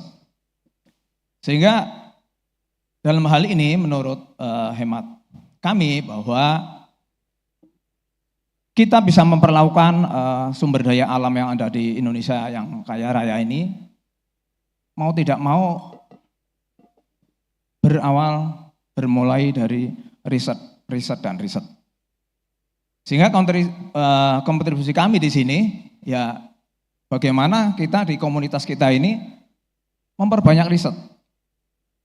Sumber daya alam di Indonesia bisa kita optimalkan semaksimal mungkin kalau kita bisa menggali potensi, kemudian meminimais dampaknya, dan kita bisa mendapatkan nilai tambah yang banyak. Harapan kami dimulai dari riset. Sehingga dari riset yang ada di kita, maka industrinya akan masuk pun akan lebih bijak lagi di dalam pemanfaatannya. Saya kira dari kami demikian, terima kasih. Assalamualaikum warahmatullahi wabarakatuh. Waalaikumsalam warahmatullahi wabarakatuh. Kita berikan aplaus sekali lagi Bapak Ibu sekalian untuk Bapak Supriyadi. Terima kasih atas respons yang begitu luar biasa bagaimana kita memaksimalkan research dan meminimize dampak dari research yang kita lakukan bersama, yang kita implementasikan di Indonesia. I think I'm just gonna have to ask some of the participants who are here this morning. I'll go to Bapak, berkenan untuk bangkit berdiri sejenak Pak. Dengan Bapak siapa? Saya Dharma Rusdi. Pak Rusdi. Pak Rusdi dari mana Pak Rusdi? Saya dari ITPLN. Oke, ITPLN. Pak Rusdi, melihat conference, this is the first international conference by the way. Dari keluarga ITPLN, apa yang menjadi harapan mungkin dari Pak Rudi dengan diadakannya event seperti ini? Harapan saya ya jadi bisa meningkatkan ilmu pengetahuan dari hasil riset ini untuk bisa menghasilkan suatu teknologi yang memajukan masyarakat. Ya. Luar biasa sekali. Khususnya kita berikan di bidang energi kelistrikan. Baik, luar biasa sekali. Terima kasih Pak Rusdi. Kita berikan aplaus sekali lagi Bapak Ibu sekalian untuk Pak Rusdi. Baik, I think everyone who are joining the conference this morning are all expecting or having the same goal, which is for the better futures of our planet, as well as being able to leave at least something for the future generation and try to leave and minimize the destructive impact of all of the project implementations. And therefore, ladies and gentlemen, this morning I am going to move on to our very first panel sessions, which is this morning are going to be led by our distinguished moderator. She is going to join me here on the stage to lead the very first panel sessions. But before that, ladies and gentlemen, I would also like to acknowledge, before we proceed, to express our sincere gratitude to all of our sponsors and partners who have supported the ICATEI 2025. Thank you very much. Obviously, our platinum sponsors, PT PLN Persero Pusat. Kita berikan aplaus Bapak Ibu sekalian. Also coming from the silver sponsors, PT PLN UIP Nusa Tenggara and PT Solusi Manajemen Risiko Terintegrasi or Smart Risk for being bronze sponsor. Thank you very much PT PLN Energi Gas, PT Fikawan Utama, PT PLN Suku Cadang, PT PLN Energi Primer Indonesia, PT PLN Engineering, PT PLN Nusantara Power, PT PLN Indonesia Power, PT PLN Puslitbang, PT PLN Pusat Sertifikasi, PT PLN Mandau Cipta Tenaga Nusantara. Thank you very much also to PT PLN Nusantara Power Services. Thank you PLN Insurance, PT PLN Icon Plus, PT DEI, PT Rheinhausen Indonesia, PT Adi Guna Putra, PT UJPK, PT STT, CV Firda Jaya, PT PLN UIW Nusa Tenggara Barat, Telkom Indonesia, Bank Negara Indonesia, Universitas Bumi Gora. Terima kasih atas seluruh support dan juga sponsor yang begitu luar biasa. Kita berikan aplaus sekali lagi Bapak Ibu sekalian untuk seluruh sponsor kita dalam conference di pagi hari ini. Baik, ladies and gentlemen, and all of our distinguished guests, this morning we are going to move on and entering one of the most anticipated part of the conference, I suppose, because this is the plenary sessions. Because in these sessions we are going to explore more inspiring insights and thought-provoking discussions from our distinguished speakers to lead and guide us through this exciting sessions. We are honored to have a dedicated and accomplished moderator with us this morning. But before we invite her to the stage, allow me to briefly read her profile. She is a lecturer at Institut Teknologi PLN with over 5 years of experience in power system engineering, involved in utility scale power projects and interconnection studies across major Indonesian grids. Also, she was leading initiative in grid automations and distribution management, including fault location isolations and service restorations pilot projects. She conducted technical and financial feasibility studies for power system modernizations and migrations. Ladies and gentlemen, without further ado, join me to welcome her on the stage. Please give a round of applause for the one and only Miss Hasna Satyadini ST MT, who will guide us through today's plenary session. The stage is yours.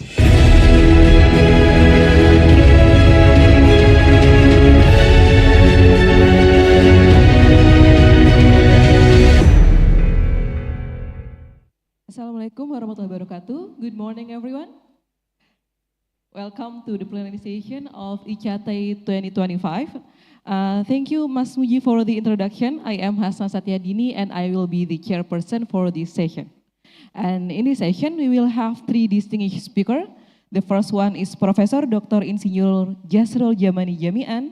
The second one is Professor Dr. Roni Seto Wibowo, IPU ASEAN Engineering. And the third one is Dr. Insinyur Agus Puji Prasetyono, ASEAN Engineering. And now I will invite all of the speakers on the main stage. Please Pak Jasrul, Pak Roni, and Pak Agus come into the main stage. Silakan Bapak-Bapak.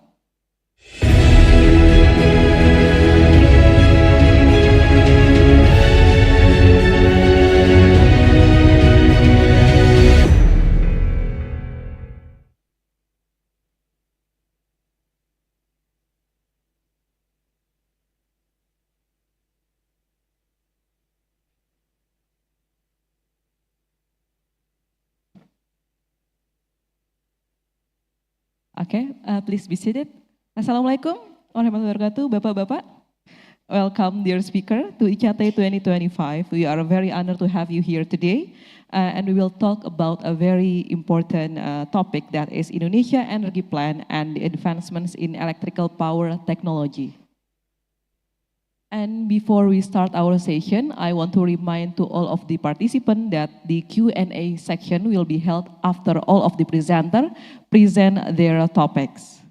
And without further ado, we will jump to our first presenter. Our first presenter is Bapak Dr. Insinyur Jasrul Jamani Jami'an. Okay. He received his bachelor, master, and PhD in Electrical Engineering Department in Institut Teknologi Malaysia, and he is now currently serving as the Associate Professor in UTM and also Director of Sustainable and Innovation Barat, one of the spin-off company in UTM. He has already published more than 180 scientific papers in international journal and conference, and he has already received several numerous prestigious awards like National Energy Award, ASEAN Energy Award, and ITPLN Power Engineering Section Award. Pak Jasrul, the stage is yours.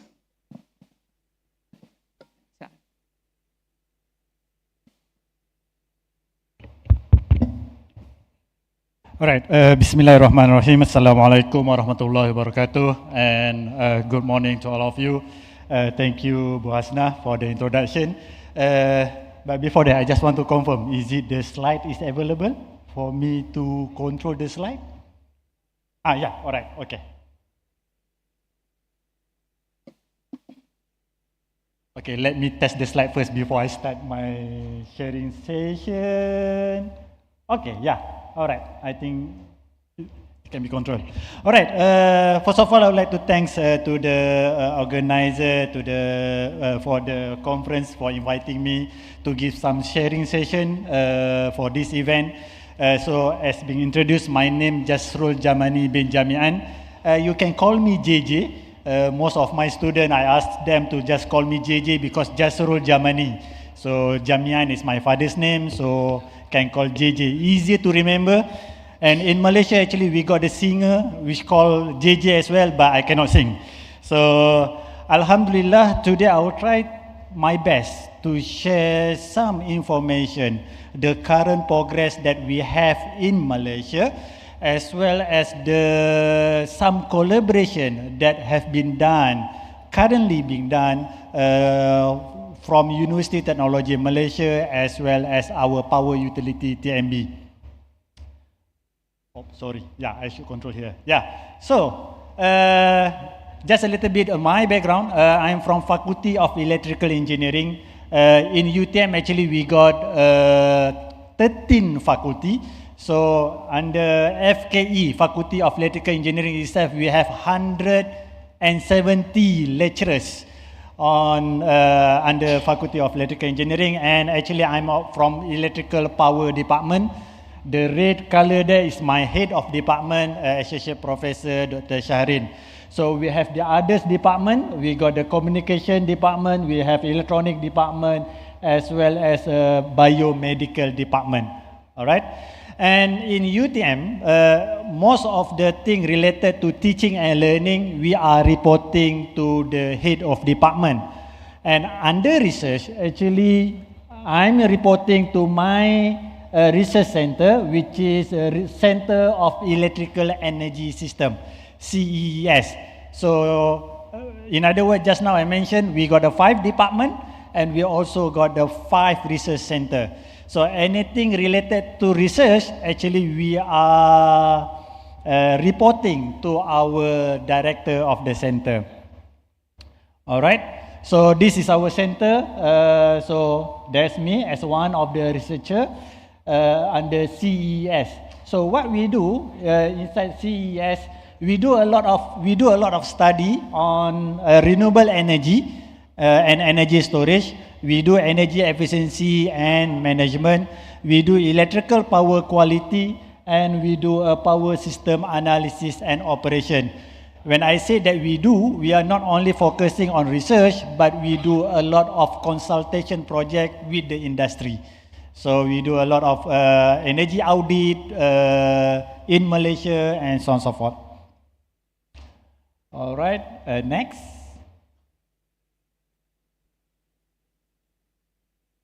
All right, beside the research center in Malaysia, actually they allowed lecturers to have their own company. So just now Bu Asna introduced me as one of the director under spin-off company. So in Malaysia, they allow lecturers to have their own company. So in UTM itself, we have 26 companies at this moment running by the lecturers, owned by the lecturers without any funding from university. But we can have our own staff, we can have our own engineer. For example, in my case, my company, we got 6 engineers, 4 technicians and 2 admin staff. But at the end of the year, you need to give some money to university. Roughly that's the idea. I think the way how they work, similar like in Harvard, whereby most of the lecturers, they work directly with the industry through the spin-off company. So in my case, actually, Sustainable and Innovation Engineering Berhad is one of the spin-off company which lead by me in this particular case. All right. Okay, next. So under FKE, Faculty of Electrical Engineering itself, we got the 4 spin-off company. Myself, and we have Dr. Hafiz. He doing a lot on robotic. And Dr. Adib, he's doing more about the IoT, as well as Prof. Atif also doing a lot of robotic project under their company. Okay, so let's jump to the main content. Next slide, please. Sorry, I think I cannot control the slide properly. So, let me share a little bit about why BESS, Battery Energy Storage System, become very important criteria at this moment. For your information, BESS become a very hot topic since last 2 years because the government already announced a lot of initiative, including 100% tax exemption for the industry, for those who want to install BESS. This is one of the methods that they are proposing in order to make sure that people start to invest on BESS. All right. So this is the current Malaysia generation mix. All right. So from this graph, you can see that at this moment, okay, this data is at 24th July 2025. At this moment, we have roughly around 9 to 12% solar PV generation as compared to the total generation that being supplied in Peninsula Malaysia. We have supply 12% is from solar PV alone. So what happened when we have a very huge solar PV? Actually, when 2023, our Prime Minister, Datuk Seri Anwar Ibrahim, when he mentioned that he launching about the NETR, our National Energy Transition Roadmap, we are targeting to have 58% solar PV by 2050. So by 2050, Malaysia targeted to have 58% is from solar PV. It's a quite huge number. And actually, when 2023, they are planning to have 12% solar PV by this year. And the current statistic, we already got 11%. So if, let's say, the planning is running smoothly, by 2050, Malaysia will have 58% solar PV. How to achieve that numbers? If you see from the graph, you can see that the gray color, the black color, is reducing every year. The gray color actually is a coal power plant. Malaysia did not plan to have a new coal power plant. Well, most of our coal power plant is nearly to retired because they are operated mostly 20 years. So what Malaysia plan to have, they start to shut down the old coal power plant, and after that they will replace with the renewable energy, and in this particular case is a solar PV. That's why you can see that the numbers in terms of percentage for the solar PV will grow significantly because we will close most of the coal power plant. So that is the planning that we might have very soon. And this is the current status for the large-scale solar PV in Malaysia. We are currently at the phase large-scale solar 5+. So at this moment, today, Malaysia already got, at the peninsula, we got a 2,237 megawatt solar PV which are operated, which contribute to the 12% right now, just now, all right? And they are targeted to have a 6,000 megawatt by 2030 after implementation of the large-scale solar 5 as well as large-scale solar 5+. So actually this is in line with the NETR just now. So we afraid that one day when we have a too much solar PV, it will disturb the condition of the system. So that's why, can we go to the next slide, please? All right, thank you. That's why we can see that why suddenly we can achieve that target, because most of the large-scale solar in Malaysia at this moment is not under government project. It's 100% private through IPP, and they need to beat the price.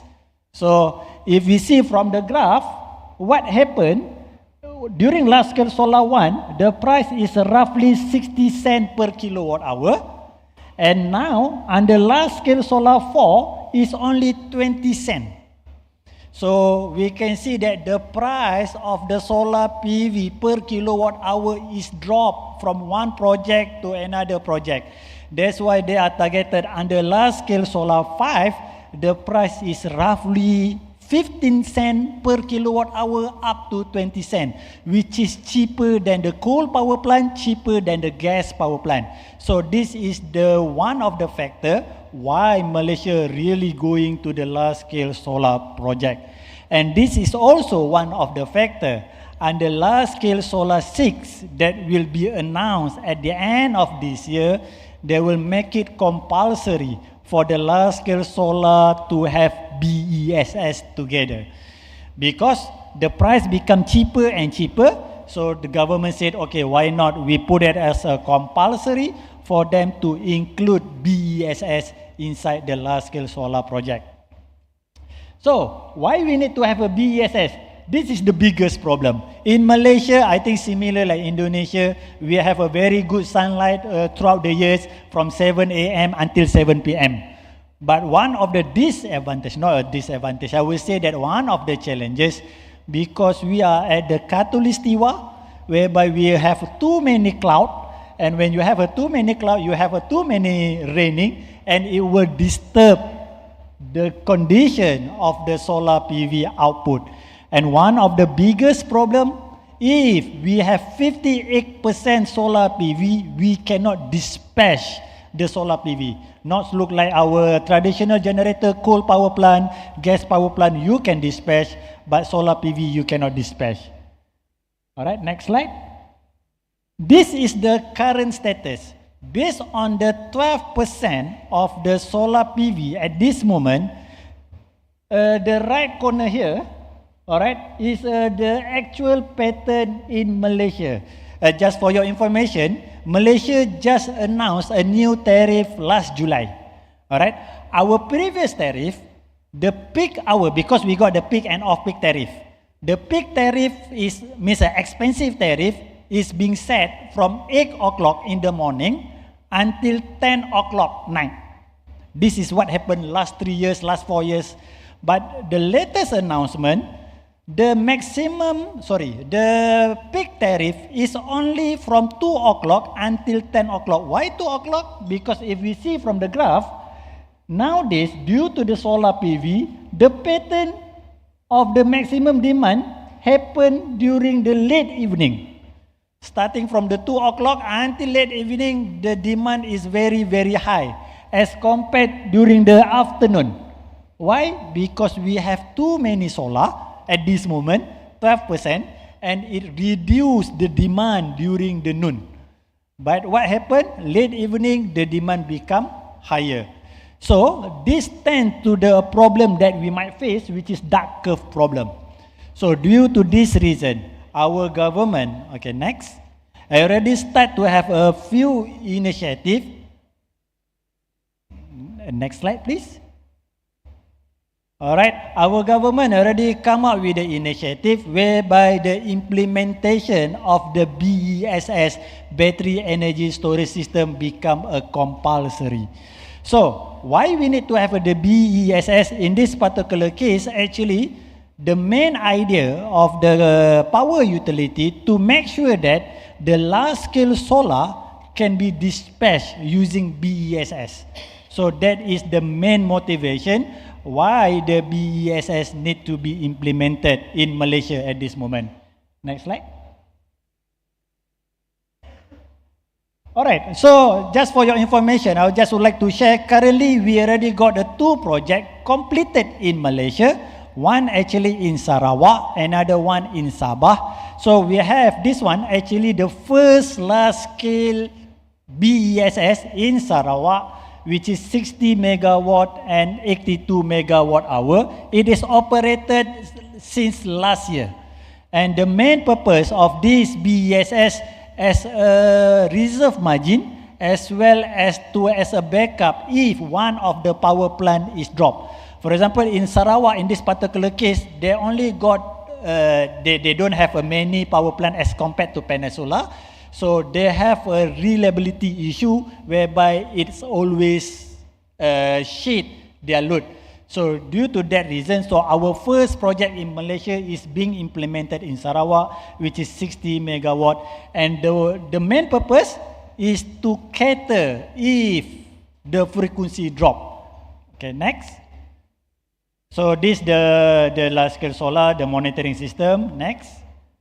And this is some case study that happened in Sarawak, the real data. For example, 13 May, if you see over there, 13 May, actually the frequency is dropped up to 49.2. As far as we understand, 49.5 is the minimum, means 50 Hz plus minus 1%, am I right? 49.5 actually is the minimum, so it's dropped until 49.2. So the blue color is the energy injected by BESS. So due to that reason, automatic BESS, they inject the energy, 60 megawatt, until 30 minutes, I think, yeah, roughly. So roughly total energy that being injected by BESS is 27 megawatt hour, and the SOC drop up to 32%, and after that, the frequency is rise back and operate as usual. So that's the first example whereby the BESS operated for a little bit long time because they're waiting for the generator to recover back. All right. The second case study is happened the next day again. Actually, the BESS, I will say that they will operate twice a month. So that is the frequency whereby the reliability in Sarawak power plant actually a little bit lower. So again, 14 May, again, when the frequency drop, BESS start to inject 60 megawatt again. So in Sarawak, actually, I will say that they use BESS for the power quality issue due to the frequency drop. All right, next. And we also, I just went back, next slide, please.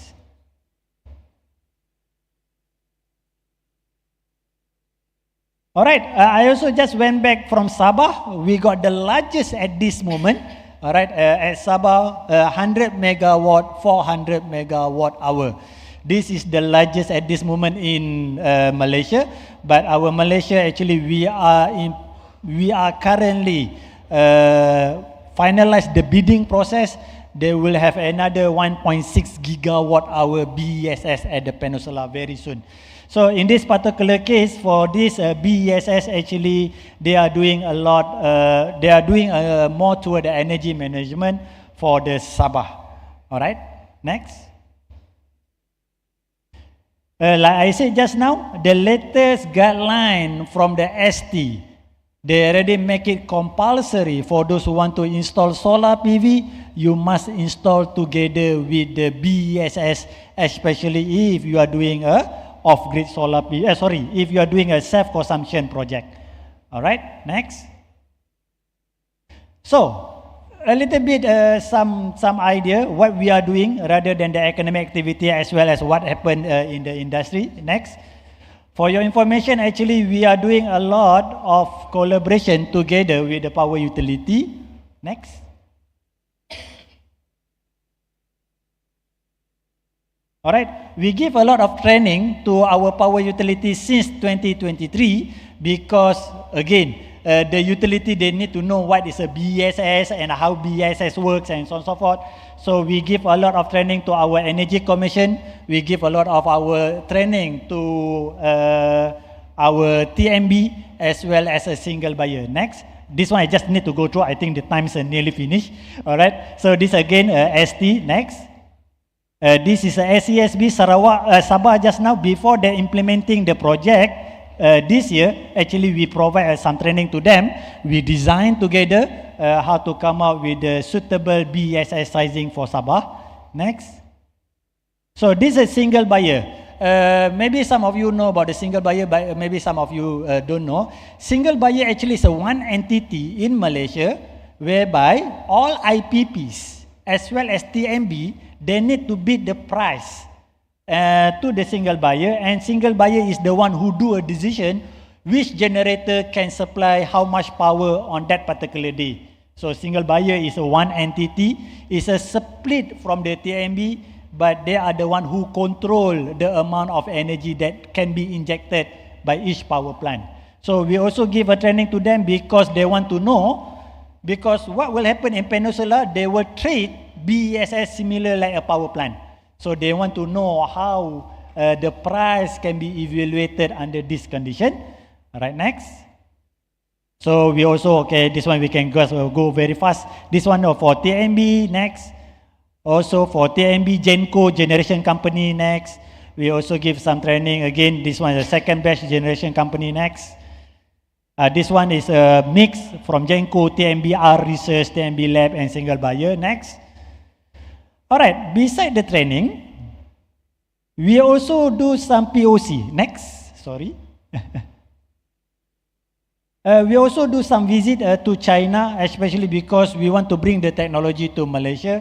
So we went to a few factories in China to learn about their technologies and to tally, to make sure that it is matched to the Malaysia market. So we went to more than 7 factories, I think. So next, this one, for example, Hubei, Shenzhen, next, Shanghai, next, Hangzhou, Jingmen, as well as Xi'an. Okay, next. As well as Singapore, next. This one also Singapore, Green Tenaga, and Chin is a quite good brand. Next. All right. Beside that, we are not only doing a training, we are not only doing a visit to the factory, we also do a POC, proof of concept of BESS inside UTM. So next. So this is our first project. We do together this project with the Nano Malaysia, whereby solar PV, we integrate solar PV, BESS, as well as EV charger together. Next. So this is the real implementation what we have in UTM. All right, so next. So this is some analysis that we try to see the pattern of the BESS when we have a EV fast charger. Next. All right, the next slide again. So this is our second project. We got some funding from LHSC China, one of the manufacturer that we visit. And in this particular case, we use BESS to reduce the maximum demand. All right, next. So actually just now is the building our faculty. So this is the installation that we made. Next. All right, so this is the unit. Next. So yeah, from this result, we are able to prove that by using a BESS, battery energy storage system, we are able to reduce the maximum demand. So you can see that the green color is the original demand, and the blue line actually after we implement BESS, the demand is reduced. Instead of from the green, they become a blue color. Because in Malaysia, we have what we call it as a maximum demand charges. It is very expensive. So by using, in this particular case, we prove that, okay, we can reduce the maximum demand using BESS. Right, next.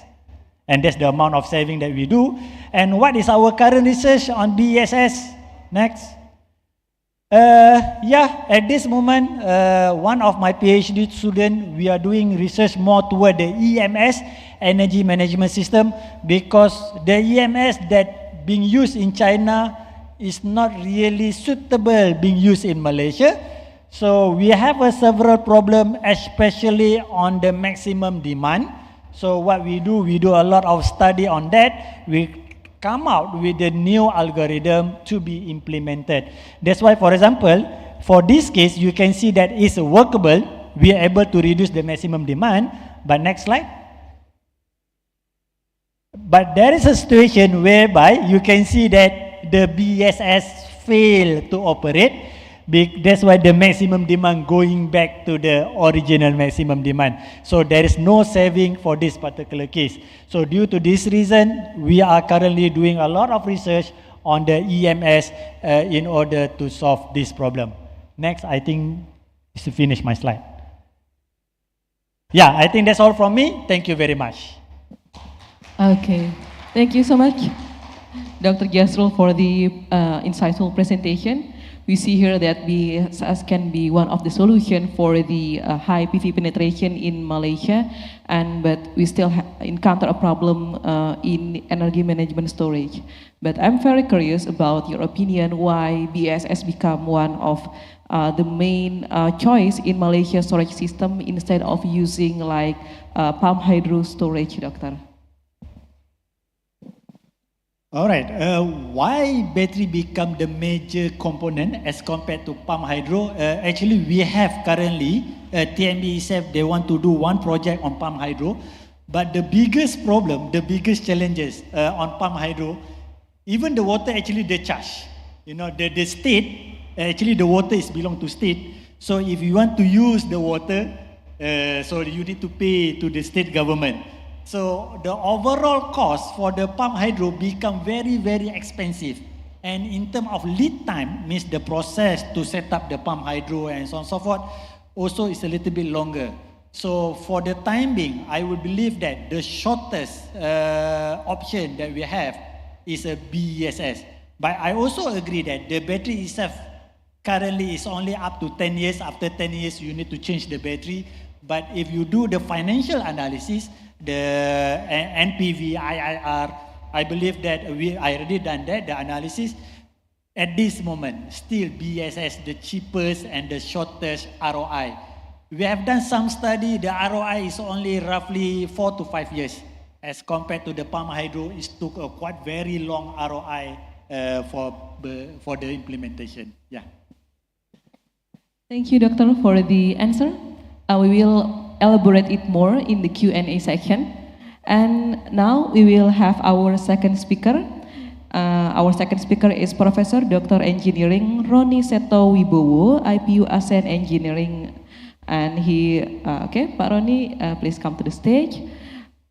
Pak Roni received his doctoral degree in Artificial Complex System Engineering from Hiroshima University, and he is currently serving as a professor in Institut Teknologi 10 November Surabaya. He also served as the expert board in Masyarakat Ketenagalistrikan Indonesia, and he has already conduct more than 50 electrical projects for PLN. Pak Roni, time is yours. Thank you. Yeah. Good morning, everyone. Selamat pagi. Yeah. First of all,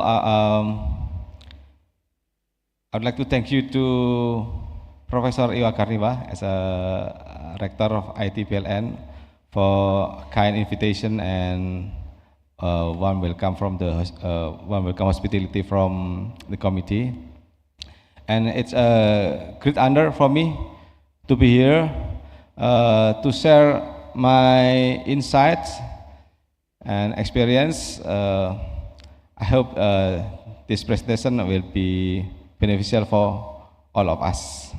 And maybe later we can discuss, maybe there will be some suggestion from the audience too. Okay.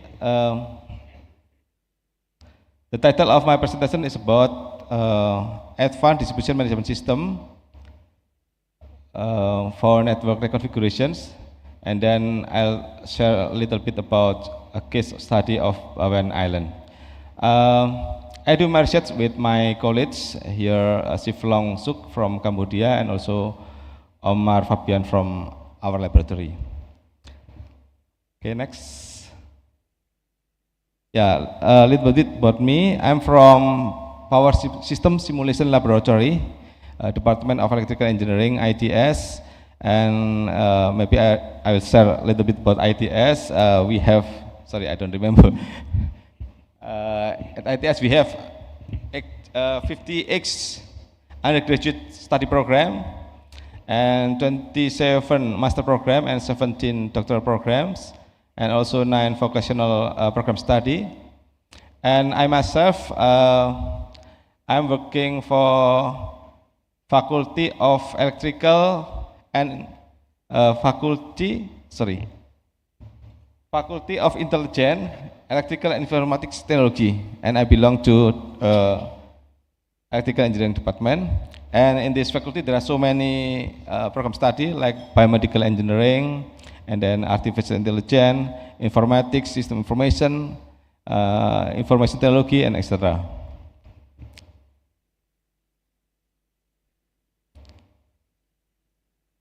This is the outline of my presentation. The first is introductions, and then I tell a little bit about roadmap of ADMS and its challenge, and then about my research about network reconfigurations, and the last I will share a little bit about a case study in Bawan Island.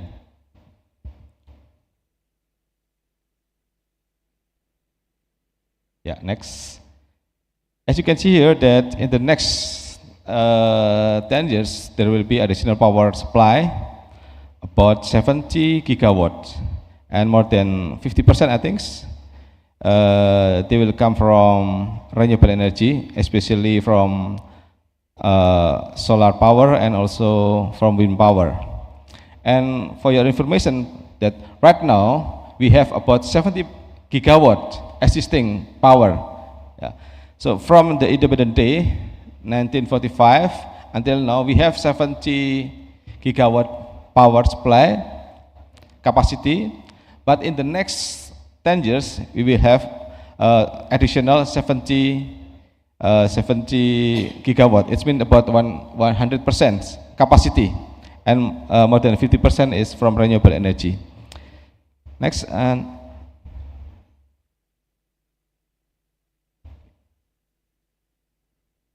Okay, I think it will be a very big challenge for us because there will be a big power from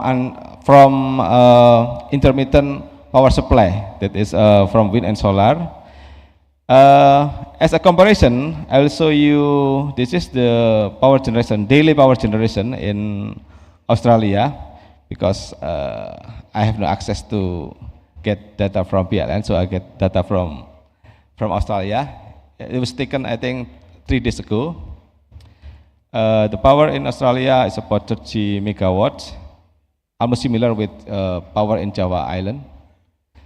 And as you can see here, maybe around 40–50% at noon, yeah, the power supplied by solar power, PV or solar utility, and then also some of the power supplied by wind power. And you can see here that the power supply from wind power and also from solar power is not stable. Yeah, it's not stable, and there is uncertainty. Yeah, there is uncertainty that we have to anticipate. We have to anticipate this uncertainty. I think this is also almost similar with Indonesia because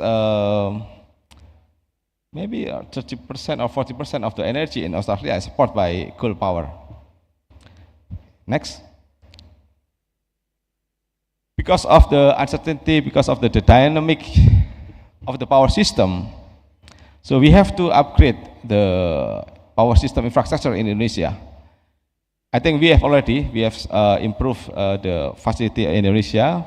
For example, we have to modernize the facility in the generation sites by applying automatic generation control. This is partly already implemented in Sulawesi power system and Java power system, and also maybe Kalimantan, partly implemented. And then we have to modernize the system in the transmission system. Maybe in the future, yeah, as already mentioned by Dr. Suroso, that we are going to apply supergrids. I think it will connect it by XVDC. Yeah. In the future, we are going to implement a flexible AC transmission system, and then for high voltage direct current, XVDC, and also battery energy storage system that already presented by Professor Jasrul. And also in the distribution system, we are going to implement the advanced distribution management system, and also maybe battery energy storage too. And my presentation will focus on advanced distribution management system. Okay. Next. Yeah. This is a general description about advanced distribution management system. In this ADMS, yeah, we will involve many engineers from many disciplines, because it will involve power system engineers, SCADA engineers, electronics engineers, telecommunication engineers, and then maybe expertise from informatics engineering and information technology. We will connect all of them to anticipate the dynamics and the uncertainty in the distribution system especially. As you can see here, in the, sorry, very small black box inside there is advanced application. Yeah. Inside the advanced application there is a load flow simulation and there's source circuit simulation, and above there is about network reconfigurations, and then fault and fire optimization and also losses optimization. Maybe in the next 10 years or 20 years, we are going to apply such kind of technology. Yeah. Next. This is a roadmap of ITMS. Thank you to the PLN because 2 years ago, about 1.5 years, we were assigned by PLN to develop the roadmap of ITMS. So I can share a little bit here, but very shortly. Next. Yeah. As you can see here, we have to go to the step by step. First, we have to reach the operability. Operability means that we have to deploy some motorized load break switch or LBSM or recloser in the field, and then we have to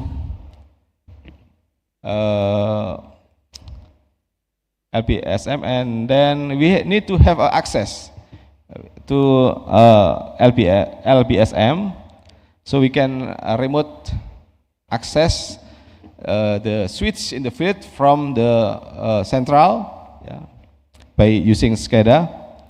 And then if we have already reached the operability, the next step is we improve the reliability. Of course, to improve the reliability, we need to have specific topology of the distribution feeder. At least we need to have open loop distribution feeder, because if the topology is still in radial, I think it's very difficult to improve the reliability. Okay, after improving the reliability, the next is we go to the, I think, the quality. Yeah, the quality, it means that we have to maintain the voltage between the range, yeah, acceptable range. And then the next is by improving the efficiency. It means that we have to maintain, we have to minimize the generation costs, as well as maintaining all technical constraints. And then the last one is we have to reach the flexibility. Flexibility, it means that we have to reach active vehicle, and then energy storage, and then demand response, and etc. Next. Yeah. Okay, in this slide, I'm going to share about my first research about smart network reconfigurations in the system with distributed generator and also energy storage. Next. Yeah. This is the simple system, yes, distribution system with distributed generator. For example, diesel or maybe micro turbine, and also the system equipped with some rooftop and also energy storage. Let's say there is a fault in the upstream, and then the downstream area will be disconnected from the upstream, and we have to prevent the massive blackout by doing network reconfigurations. Yeah. So the loads in the downstream should be covered by microturbine, by rooftop, and also by energy storage. And the fault can be happen anytime, in the morning, at noon, or at night, and we have always anticipate these situations. Yeah, because of that, in this case, we try to optimize the system in a cycle, 1 day cycle. Yeah, not only one spot, 1 hour, but in one cycle, a daily cycle, something like that. Okay, next. Yeah, we apply many scenarios that fault can be happen at any time, and we have to maintain the power balance and also energy balance along the day. Okay, next. This is a little bit mathematical formulation. So in this case, we apply objective function like minimizing the generation cost, and then minimizing the operating switch. And also, of course, we have to minimize the power outage. And in this problem, we have to consider two kind of variables. The first is discrete, and the second is continuous, and it's quite difficult. And we formulate it as a mixed integer nonlinear problem. Okay, the next. While try to optimize the cost, we have to maintain the system constraint. For example, we have to maintain the power balance, and then we have to maintain the distributed generator, minimum and maximum power generation, and then ramp up, ramp down, and ramp up.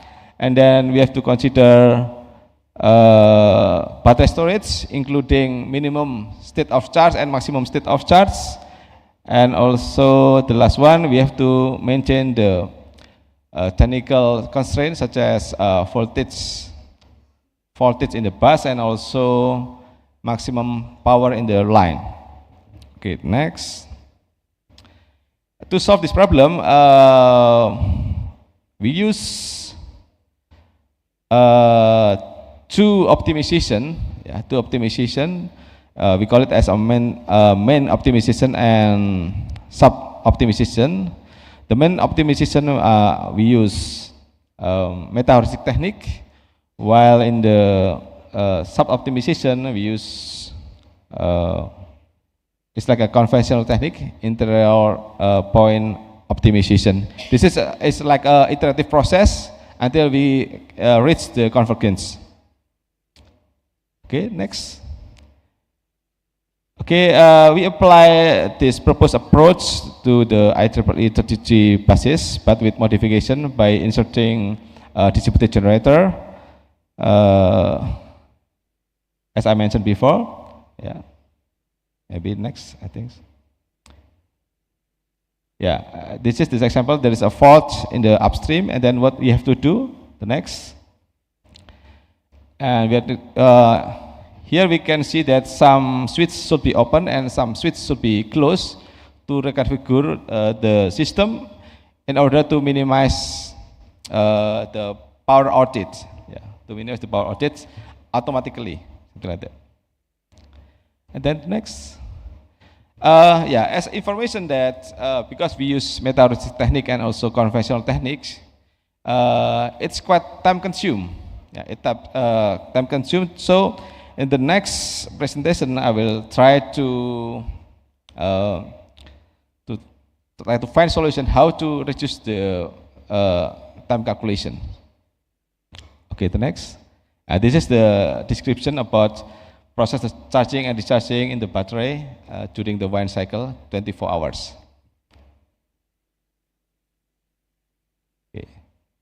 Okay, the next is about case study in Bawean Island. Actually, this is the research is still in progress.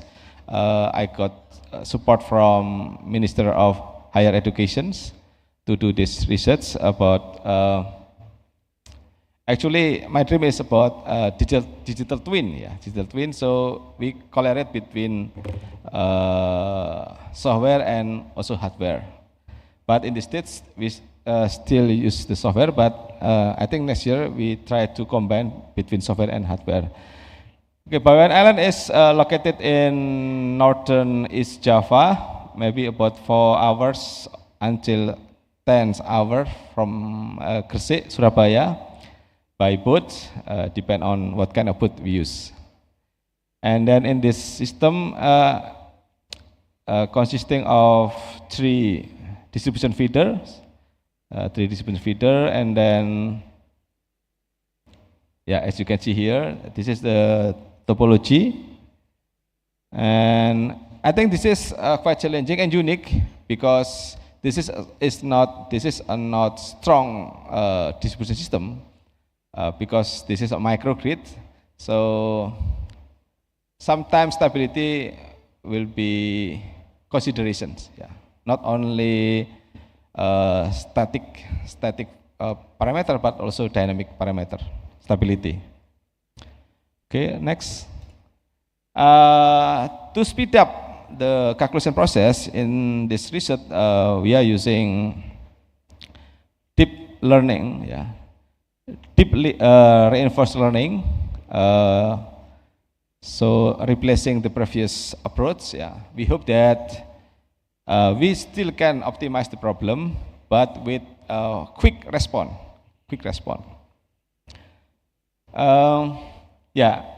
Frankly speaking, I'm not expert in the what's that?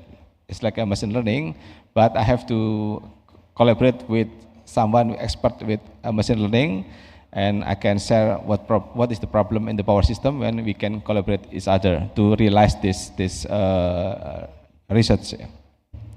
Okay, the next. Yeah, this is the left one is the architecture of the machine learning, deep reinforced learning, and the right one is the power system. So there will be iterative process between deep learning and also the power flow. And in this case, I'm using two kinds of software. The first is Python, and the second is Dixilen. So there is a communication between Python and Dixilen to find the best solution, something like that. Okay, the next. Yeah, this is the performance of the deep learning. In the beginning, if you can see here, the rewards is quite bad, but after several process and learning, and then at the end, we can find a bad reward at the end. It means that we can get the better or best solution. This is the example of the case. For example, there is a short circuit in the system, and then what happened?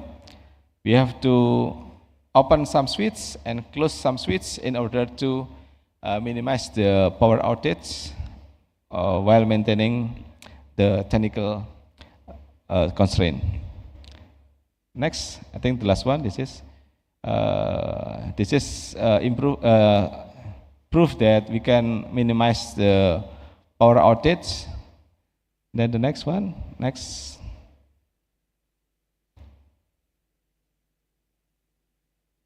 Yeah, for the next year, I think we will improve this current research by developing digital twin, so we can combine between the software and also hardware in the lab, and maybe we will make a miniature of Bawean Islands.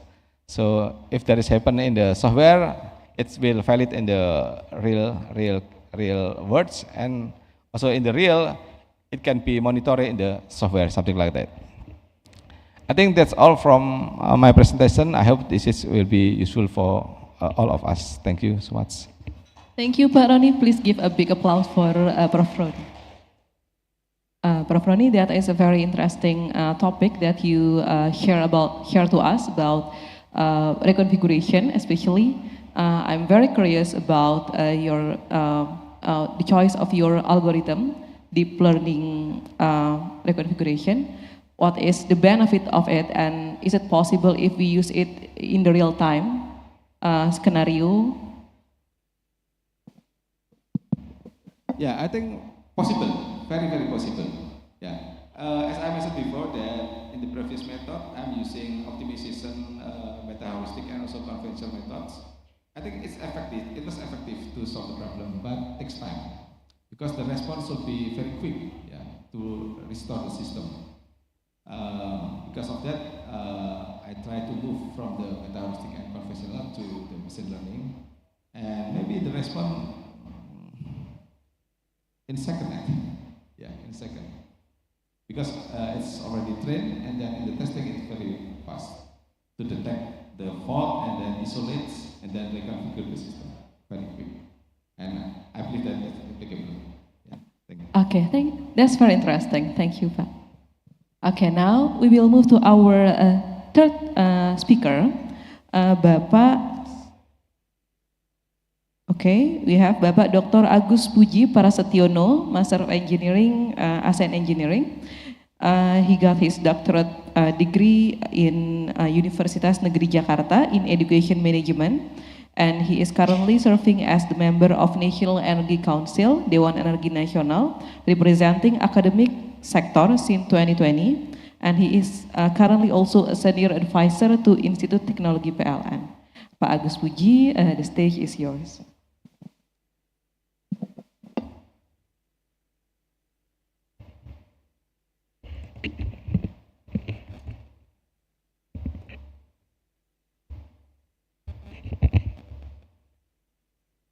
Good morning, ladies and gentlemen.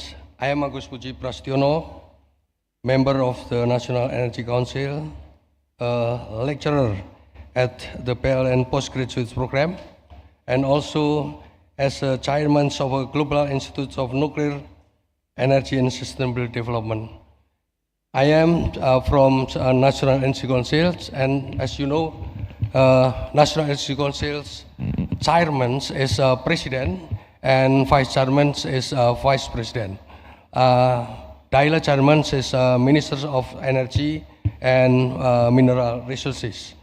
Now we finish our national energy policy that stated nuclear power in it in our national energy policy to enter in energy mix.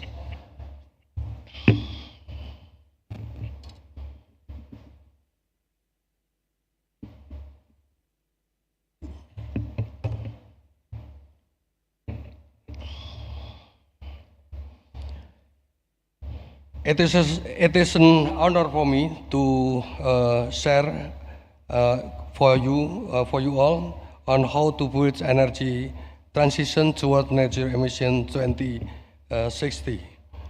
As we know, we are currently experiencing and facing drastic changes in natural phenomena, such as earthquakes in many places, strong wind, temperature rising, landslide, flood, and also even the emergence of many new diseases in Indonesia. Now I'm from Jakarta, just getting cold, and have 2 million people in Jakarta getting cold now. Next. It is turning out that the key of maintaining climate change is about dealing with volatile rising temperature. To look back to 2024, the Earth's temperature has risen significantly by 1.5 degrees Celsius compared to previous period.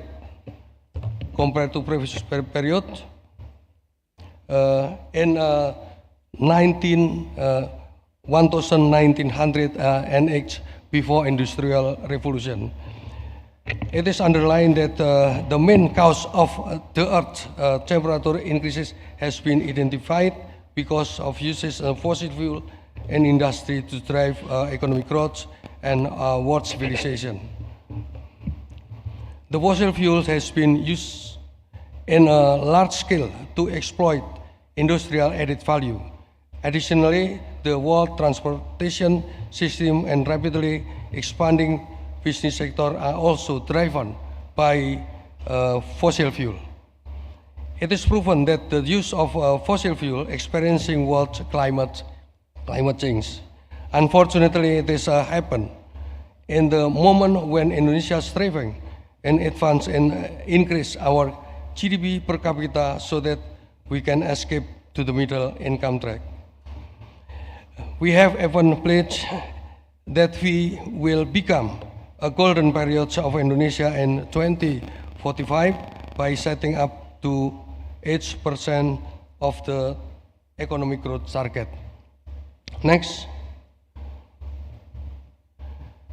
Our goal is increasing economic growth by 8% that can be achieved by 2029, using CO2-free clean energy so that we will continue to meet the 2030 NDC and also 2080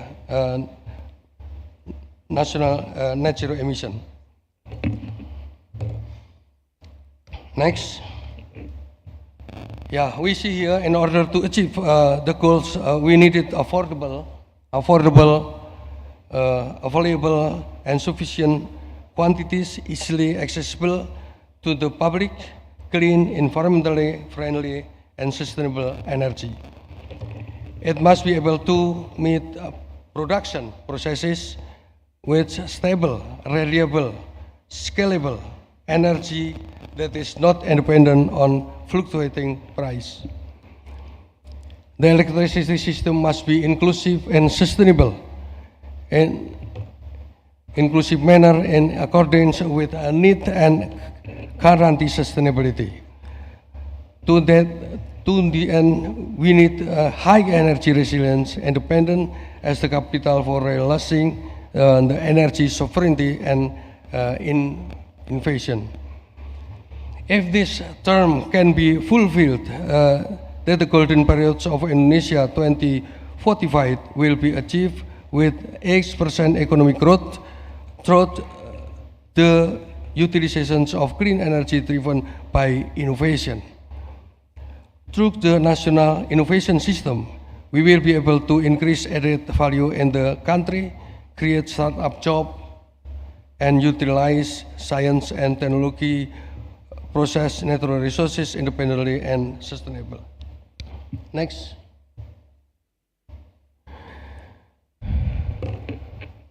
Talking about innovation today, we still you see here in our slide, our economic dynamic remain driven by export of the natural resources as a capital for development.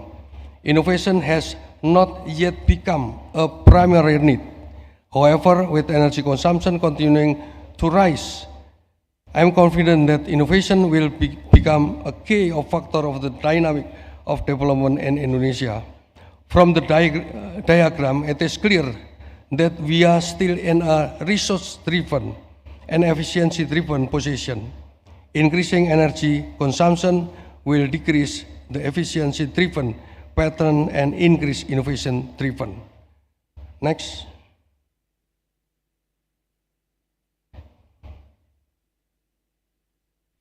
As I mentioned in the previous slide, our per capita energy consumption is really low at only 1,250 kilowatt hours per capita, and we have per capita GDP is 4,950 US dollars.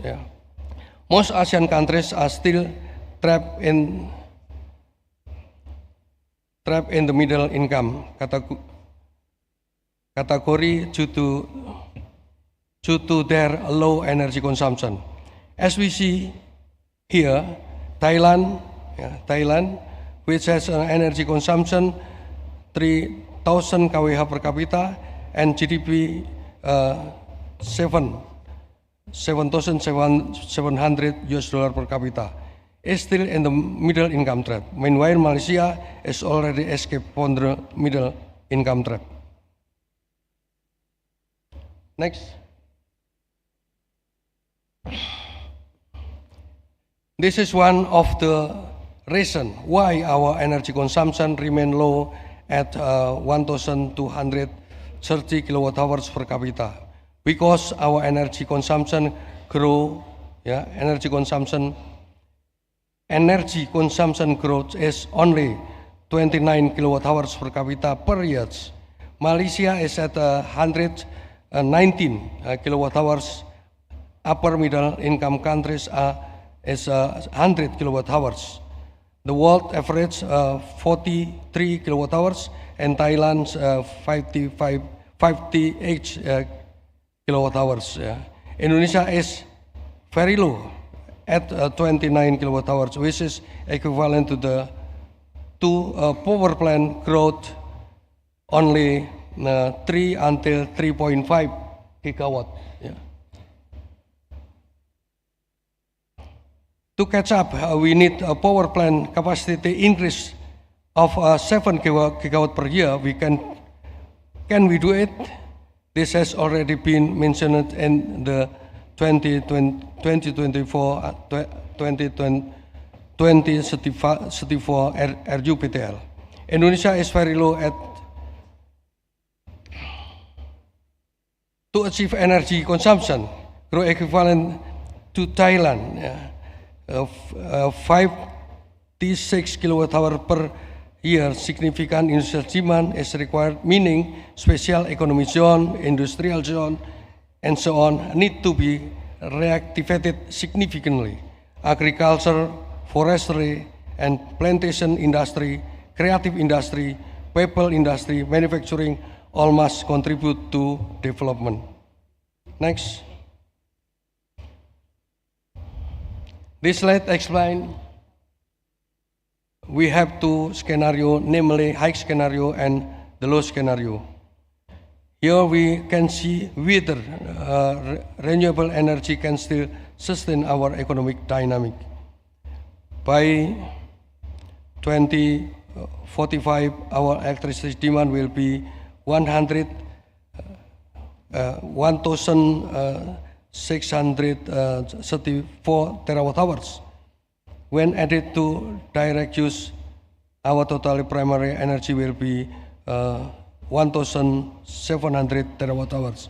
Currently, our per capita energy consumption is 5,042 kilowatt hours per capita. This means that we are already at the level 4 times higher than the present. This means that we have looked our GDP per capita, it has also increases to around USD 20,000 per capita.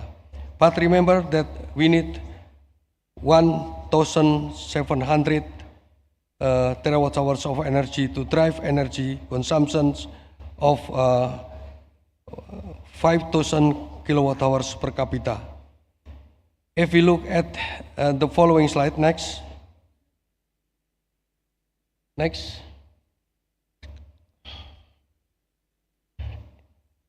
If many people say that renewable energy is abundant, that is true.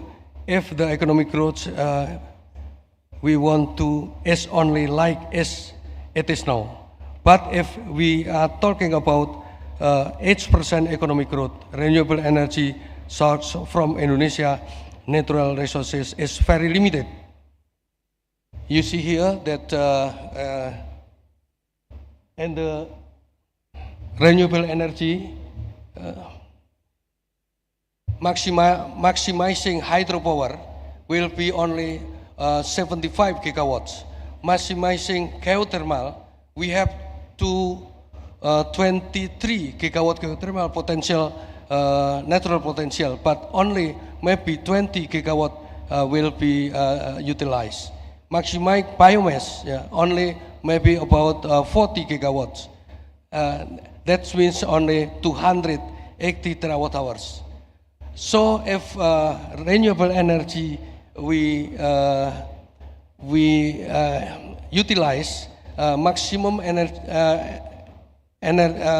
renewable energy will be only 900 terawatt hours. So if we also coal, ultra super critical, and combined cycle gas turbine. We just agreed. We only have 1,380 terawatt hours. We need 1,700 terawatt hours. So we have to edit wind with massive storage system, solar with massive storage system, and also nuclear. Nuclear must be in 2045 must be 18 gigawatt. About 158 terawatt hours. This is very limited our renewable energy. Next. So our national energy policy changed from our national energy policy before PP 779 and 2014 to PP 40 2025. So we changed in our energy policy before nuclear is a last option. So in our national energy policy now, nuclear is to balance and achieve decarbonization target. Next. This is our electric generation roadmap.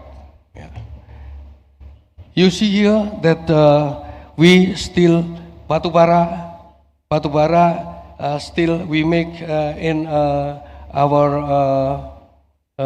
industry, but must be make CCS and CCUS, minyak bumi, and also, but limited in 2030. Biomass, wind, solar, hydro, we increase significantly. So maybe about 70% at 2060. Next. So how about human resources and technology? Human resources and technology, we have to encourage our mobility of researchers, engineers to industry, and to improve the effectiveness of the production systems and ecosystems of innovation. Rewarding producers and of innovation and intellectual property right. Also encouraging industry to make optimal use of R&D result.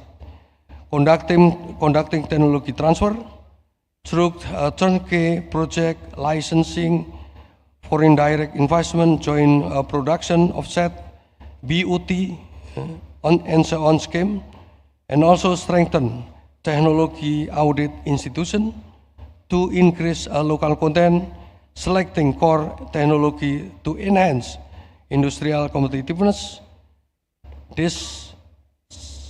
disseminating and diffusing R&D technology result to industry, and also shifting the paradigm from object to subject, from audience to actor in industry sector.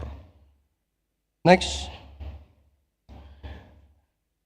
This is the base on technology, innovation, and manufacturing readiness level. So if we know in our laboratory, technology readiness, we have three kinds of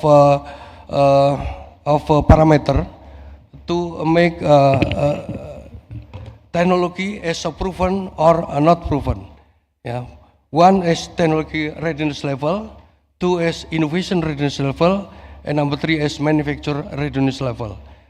Technology readiness level, maybe we have nine level, until 6. That is a prototype on laboratorium, non-commercial. But if jam value of that innovation will be commercialized, so as proven technology readiness level will be in level 9. Yeah. Also, innovation readiness level. Yeah. Innovation readiness level is to ensure quality and cost. Yeah. And manufacturing delivery. Yeah. So we have 3 parameters: quality, cost, and delivery. Yeah. To make research from University of and research institute to attend commercialization. I think this is our presentation. Thank you very much for kind attention. Thank you. Okay, thank you, Pak Agus Puji. Please a big applause. Please give a big applause for Pak Agus. Okay, Pak Agus, that is very interesting topic about the nuclear, especially.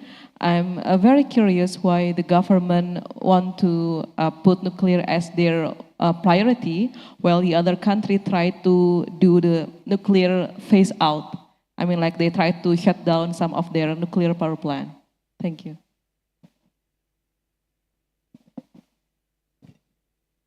Yeah, nuclear power plants, I think, is a must in my country because, yeah, I said that limited renewable energy. If we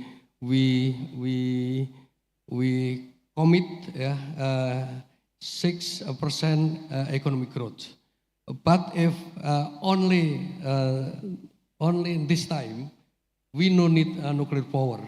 We no need nuclear power, but if we increase our economic growth 6%, yeah, I think we need nuclear power. Nuclear power in industrial country abroad, yeah, and there is no industrial country have no nuclear power. Indonesia is a member of IAEA, International Atomic Agency, is only one have no nuclear power. So we just, you see that our consumptions of energy now only 1,200 kilowatt hours per capita. That means that we just drive by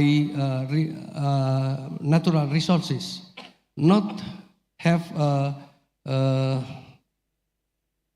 value added innovation. Yeah, so we have to increase value added by energy stable, reliable, and also I think cheap energy can grow our research, yeah, our startup, our added value, and our I think in Indonesia. Passing out of fossil power. We have no program to passing out, but only passing down.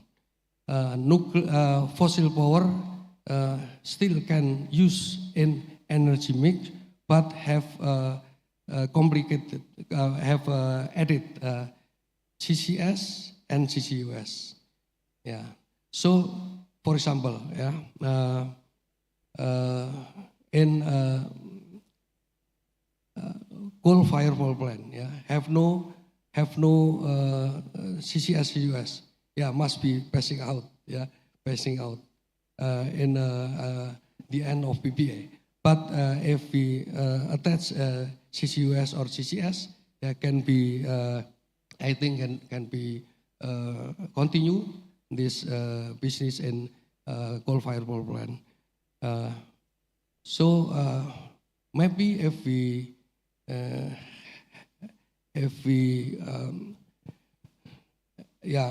have energy clean energy mix like in national energy policy, I think we can get our economic growth, and also we attend to national determined contribution in 2030 and also net zero emission in 2060. I think like that. Thank you very much. Thank you for the answer. Now we will move to our long-awaited section, that is Q&A section. We are open for, I think we will open for two questions because we have a very limited time. And if you have a question, please raise your hand, and our operator will give you the microphone. Anybody have a question? Please raise your hand. Okay. Please, the operator give the microphone to Bu Evi.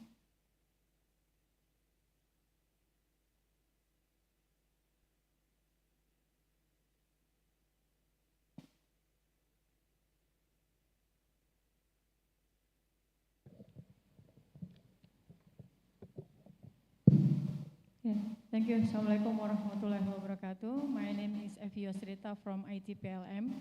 I want to ask to Prof. Jasrul.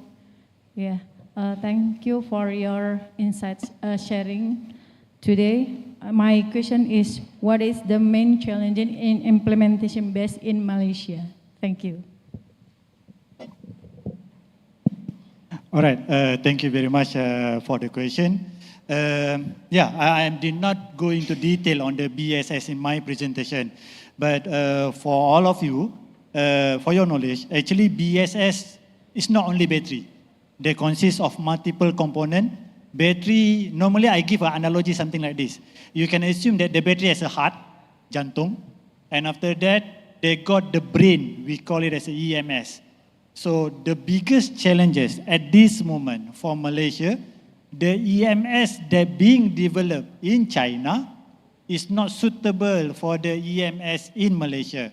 For example, in China, especially for their commercial and industrial, they don't have a maximum demand charges. I believe that Indonesia also don't have maximum demand charges, if I'm not mistaken. But in Malaysia, we got the maximum demand charges. Maximum demand charges means that every 30 minutes, average, the highest on that particular month, the government, the TMB will charge 96 ringgit per kilowatt. So it is very, very expensive. Our electricity tariff is only around 50 cents per kilowatt hour, but maximum demand charges is 96 ringgit per kilowatt. So it's very expensive. Why I go to the China multiple times, actually because we want to discuss the EMS. Because currently in China, their EMS is more toward whatever the energy that you have, you charging, and after that you discharge. But they are not controlling the what we call it, they are not controlling the maximum demand. That's one of the biggest challenges. Whereby in Malaysia at this moment, EMS become a crucial factor. If the product able to have the EMS, energy management system, that able to control the maximum demand, automatically they win the market. So that's the first part. The second challenges, I believe that due to the cost. Right now I present it to you, whereby 1 kilowatt hour for the large scale solar, most of the bidder at this moment, they sell at 20 cents up to 25 cents. It's very cheap. But the current market in Malaysia for BESS, 1 kilowatt hour, the price, the capex price is roughly 800 ringgit. So it's quite expensive, and as well as the BESS, the lifetime maximum 10 years. Most of the manufacturer, they won't give more than 10 years. So in other words, after 10 years, you need to refurbish. So in terms of commercial, in terms of business perspective, if you compare to solar PV is more powerful, it's more cheaper, ROI is only 3 years, but the BESS might take 4 to 5 years, the ROI. So that's the second challenges. But Alhamdulillah, at this moment, our government already put a lot of initiative. First, for those who want to install BESS, they got 100% tax exemption. In other words, if you buy BESS, the price is 2 million ringgit, you got the tax exemption 2 million ringgit. So roughly a lot of industry will start to buy. And this incentive will only available for 2 years, this year and next year. So people start to looking on it. So kita boleh kata try and error phase lah, whereby government give incentive. Okay, if you buy, you got the 100% tax incentive for that unit. That's the first. Second, like I presented just now, they make it compulsory. Nowadays, all industry as well as commercial, you can install solar PV higher than your demand. Previously, maximum limit is 80%. For example, let's say your demand is a 2 megawatt, you can only install 80% from 2 megawatt.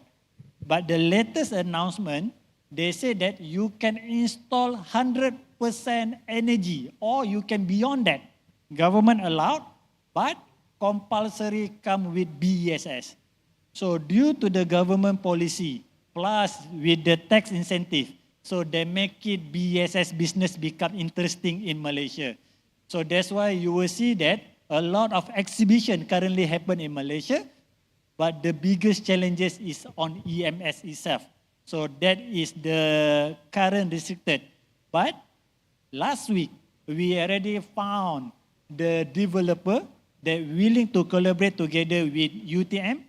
We will develop a new EMS for Malaysia, and hopefully if let's say it's success, so we can see that the business of the BESS become very significant in Malaysia very soon, inshallah. Yeah, I hope I answered the question. All right, thank you. Thank you so much, Pak Yasrul. So we can see that the power utility need help from the government, that the government have to give a strong policy so that the industry and the consumer is pushed to provide the BESS. Okay, we'll move to our next question. Okay, we have, I think we have Pak Iwa. Thank you, moderator. I interest for Pak Agus about the nuclear development in Indonesia. My question, in your opinion, who is the responsibility to build, to develop of the nuclear? Who's the main responsibility from the high level until the low level? And then, are we ready about the human capital in Indonesia to be employed in nuclear power plant? Please, thank you. Okay, thank you very much, Pak Rektor. Yeah, the responsibles of organizations of the nuclear power is maybe NEPU. NEPU is still in progress to make just in harmonization. Lots of institutions in Indonesia, led by Minister of Energy and Mineral Resources. If we have NEPU, NEPU is a nuclear energy program implementing organization. Yeah, if we have NEPU, yeah, they can collaborate all of stakeholders.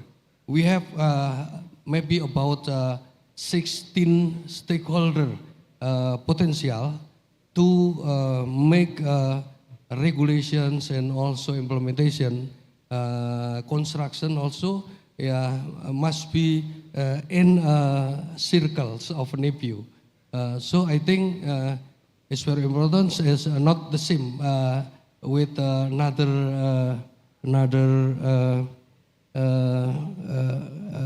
generation, something like maybe geothermal. Yeah, it's not. It's quite different because we have a stake of level. Yeah, we have to make a position. Maybe the level here is Bapeten. Here is maybe maybe PUPR, something else. So we have to upload in OSS, so the vendor can see how have to do it to make a power plant here in Indonesia. Who have to proposal sent. Yeah, the OSS is simple to see it. And about human resources development, I think is very important in nuclear power plant here in Indonesia, because we have no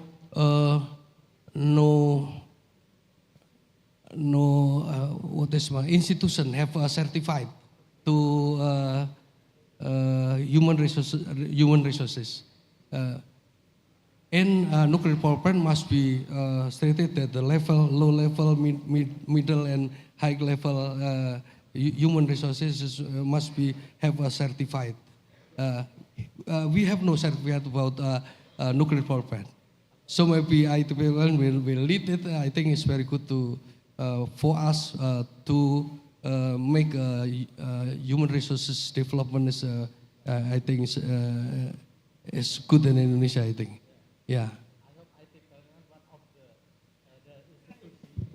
I hope ITPLN, one of the institutions to preparing of the human resources. Yeah. What do you think about that? Have to. How the position of ITPLN? Yeah, I think it's very good ITPLN, because ITPLN is close relation with PLN. So I think ITPLN should know which human resources make certification. Yeah, have a certification. Maybe certifications in reactor, also certifications in turbine islands, also piping, something like that. It's very a lot of certification have to do it.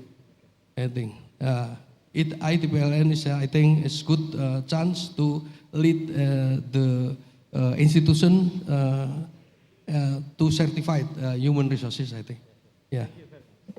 Thank you very much. So the conclusion is in ITPLN we have in energy system engineering major, and one of the major is nuclear energy. So if you want to be the nuclear expert, please come and join us in ITPLN. Okay, we have one more chance for the question. Okay.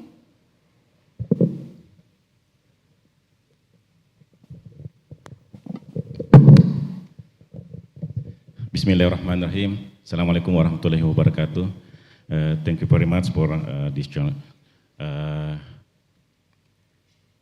am very interested all of the material today, because the material is very needed and viral today, because we need all of this implementation our system grid in Indonesia. Thank you for Prof. Jasrul. It's very interesting material, and I very interested from the storage battery. And I want to ask you, Prof, according to Prof. Jasrul, seeing the growing demand and needed for electricity for Indonesian system, is battery storage currently possible to implement it in Indonesia? If this time not yet Indonesian, what challenge does Indonesian face or to prepare in Indonesian configuration system? And the second, and for Prof. Roni, and thank you very much for your presentation, because it's very interesting too. This is still a relation the matter from the Jasrul. If battery storage is indeed needed in Indonesian power grid, what kind of network configuration would allow PLN energy management system to achieve grid efficiencies? And what the PLN had to be prepared from the human capital resource competence. Thank you. Okay, thank you for the question. So I think Pak Roni, is it okay if you answer first and then followed by Pak Jasrul? Okay. So what is the right configuration to implement BSS in the system? and about the human capital resource. Thank you. I think this is my opinion. Yeah, if we want to apply BESS in Indonesia, the most important thing is time use based price. I think because without time use price, I think it's very difficult when we have to charge and discharge. But if we have a different price between light during peak load and off peak load, there will be efficient or optimal charging and discharging process. For example, during the light loads, the electricity price is quite low. So the electricity can be stored in the energy storage, and during the peak load, the energy can be released from the battery storage, something like that. I think, in my opinion, the first that we have to prepare is the possibility to implement the time use electricity price. I think that's my answer. I hope I can answer the question. All right. I cannot answer on behalf of Indonesia Power Utility and so on and so forth, but I will give some opinion from my benchmarking that I have done in a few countries and so on and so forth, as well as what happened in Malaysia. First, we need to understand why we need to have the BESS. Because as far as we understand, if we compare previously, people never talk about BESS. People never talk about the energy storage because whatever the energy needed by the client, by the consumer, can be supplied by our power utility. Because in our power utility, we got the AGC, automatic generation control. They can dispatch our output. And previously, most of the power utility is controllable. It's a dispatchable. We talk about the hydro power plant. We talk about the coal power plant. We talk about the gas power plant. You can control, you can dispatch, no problem. So there is no issue for the load demand control, generation demand control. So there's no issue. But once people start moving forward to the renewable energy, and we said about the uncontrollable renewable energy, undispatchable renewable energy, for example, like wind turbine, like solar PV, then we got the biggest problem, whereby you cannot control the output, but you want to dispatch. You cannot control, you cannot dispatch. Then how you want to match with the load? Because if you are unable to match with the load, we got the frequency problem. We might cause the tripping problem. So that is the main reason why BESS coming. And from our benchmarking that we have done in few countries, most of the countries start to implement BESS or any energy storage system once they reach nearly to 20% of the undispatchable renewable energy. From China, for example, we went to China, we met the Energy Commission in China. They started to implement BESS when their renewable energy, undispatchable renewable energy, reached 20%. Nowadays, China got 45% renewable energy undispatchable. UK, US, including Malaysia, that's why you see that Malaysia actually in the right track. Currently, we have a 12% undispatchable, but we already start to have a program on the BESS. So my suggestion through just now the presentation, Indonesia planning and so on and so forth, if the uncontrollable renewable energy reach nearly 20%, it is time for the country to implement BESS. Because if we don't have a controllable output, like in Jordan, last time I went to Jordan okay, because they don't have many cloud. So it is predictable, the output, and you can control easily. But Malaysia, Indonesia, I think we are similar. The raining is unpredictable, the cloud movement is unpredictable, and if you have more than 20% uncontrollable output, then it's become a challenge. That's why in Malaysia, what we did, we want to use BESS as a backbone, as a dispatchable. It's some sort of AGC, automatic generation control for solar PV. So we can dispatch the output. That's why under large-scale solar 6, they are unable to, all the large-scale solar 6 project, they must dispatch. So for example, okay, during this hour only 20 mega. During this hour only 30 mega. It is compulsory for them to dispatch. So I believe that any country who really want to go to the renewable energy, then energy storage become one of the criteria, which is very important. But the beauty from the presentation just now, because you got a lot of micro hydro, you got a lot of hydro in Indonesia, maybe energy storage, a hydro pump energy storage become one of the good option as well in Indonesia. In Malaysia, we don't have too many river, and it might be costly in Malaysia. That's why we go to the BSS. So I think that is the one of the key factor for the country to see either they should go to the BSS or not. And I totally agree with our panel just now. If you want to implement BSS for the industry always looking for the money. All right, they are looking about the minimum cost, they are looking about the maximum profit, they want to reduce their capex and opex. In Malaysia, because all industry, medium voltage, they already got the peak and off peak, including started from last July, even residential. My house currently we got the peak off peak. We got the peak tariff, off peak tariff for residential. Then it make a little bit sense why we want to use BESS. You know, okay, you can store during the off peak and you discharge during the peak so that your electricity bill start to reduce. So I will say that maybe utility need to revise their financing scheme. They need to revise how the way they charge the client. That's why when Malaysia started implement, because last June, our maximum demand is only 37 ringgit. July, 96 ringgit, triple times.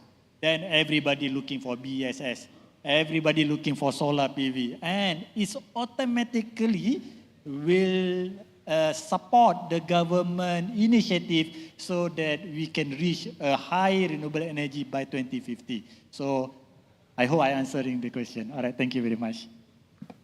Thank you, Pak Jasrul and Pak Roni for the answer. So we can see here the policy is the key, whether we can use the peak or off-peak tariff or the maximum peak tariff as well. So it concludes our discussion. Before we end our session, the committee have a souvenir for the audience that asked a question.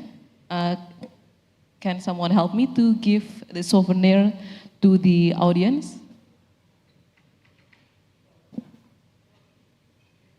Ada souvenir. Iya, Bu Evi, Pak Iwa, sama ada Bapak dikasihkan yang jaket coklat. Oke, thank you.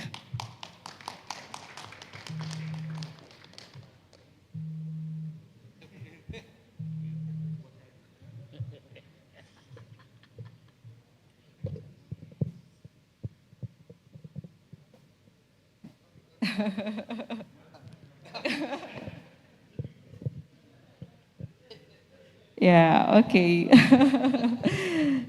Thank you for a very inspiring discussion to all of the panel.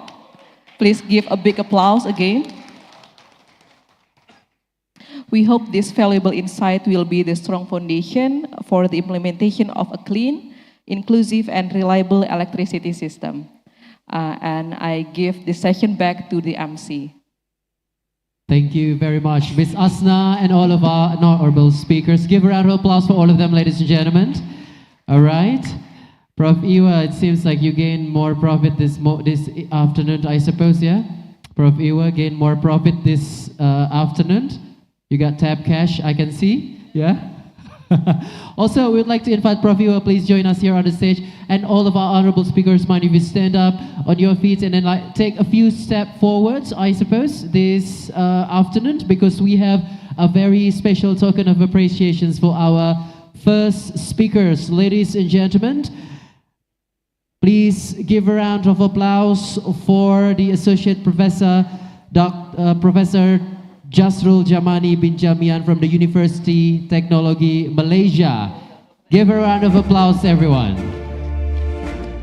Also, we would like to invite Prof. Shamsi, mind if you join us here on the stage, to hand over the token of appreciation for our second speaker, Professor Ronnie. Mind if you take a step forward.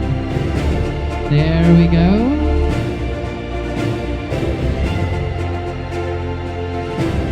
And also I'd like to invite Mr. Andi Matalau to hand over the token of appreciation as a form of gratefulness to our third speaker, Dr. Agus Puji. Also, I'd like to invite Mr. Sofian. Would you please come and join us here on the stage to hand over the token of appreciation for our moderator today. I'd like to invite Ms. Hasna. There we go.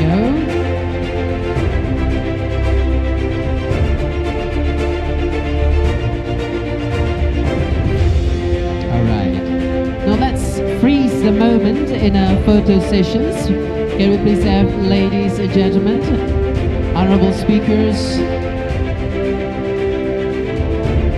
All right. One more time, ladies and gentlemen, please give a big round of applause to all of our honorable speakers, distinguished guests who are here. Ms. Asna, thank you very much for leading the discussions. What a thoughtful discussions that we have just now, very thought-provoking ones as well, that we're all expecting all of the brilliant ideas that's been shared will be beneficial not only for the development of our nations, but also will be beneficial for the development of the world. Not to mention that we need to also think about how to minimize the destructive impact towards the nature. There we go. Thank you very much, ladies and gentlemen. It is an absolute honor for me, one more time, to witness such an incredible discussions that we have just watched just now.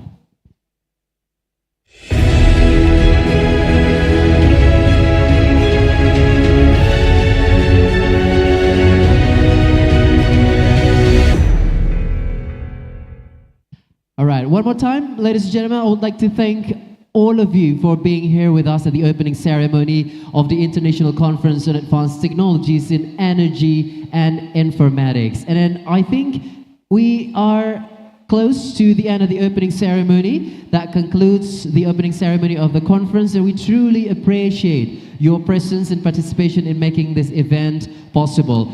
Up next, ladies and gentlemen, after the break, we will continue with the plenary and parallel sessions according to the conference schedule. And on behalf of the committee, we thank all guests, speakers, and all the participants, as well as our valued sponsors, for making this morning a success. One more time, everybody, I think all of the organizing committee of the conference deserve the biggest round of applause for making this event possible. Thank you. Thank you very much. And then now we will be moving on for the lunch, prayer, and break. And then please return on time to the ballroom or to the rooms that have been assigned.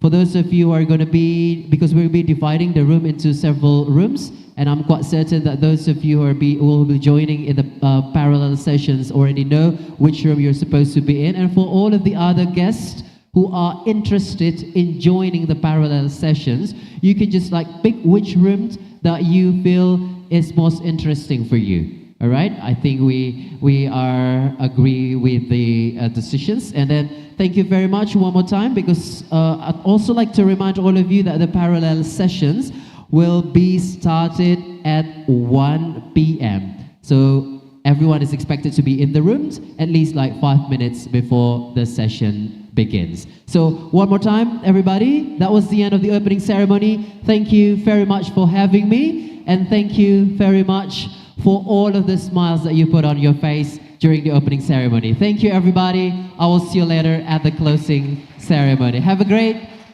parallel sessions. I'll see you later. Bye-bye.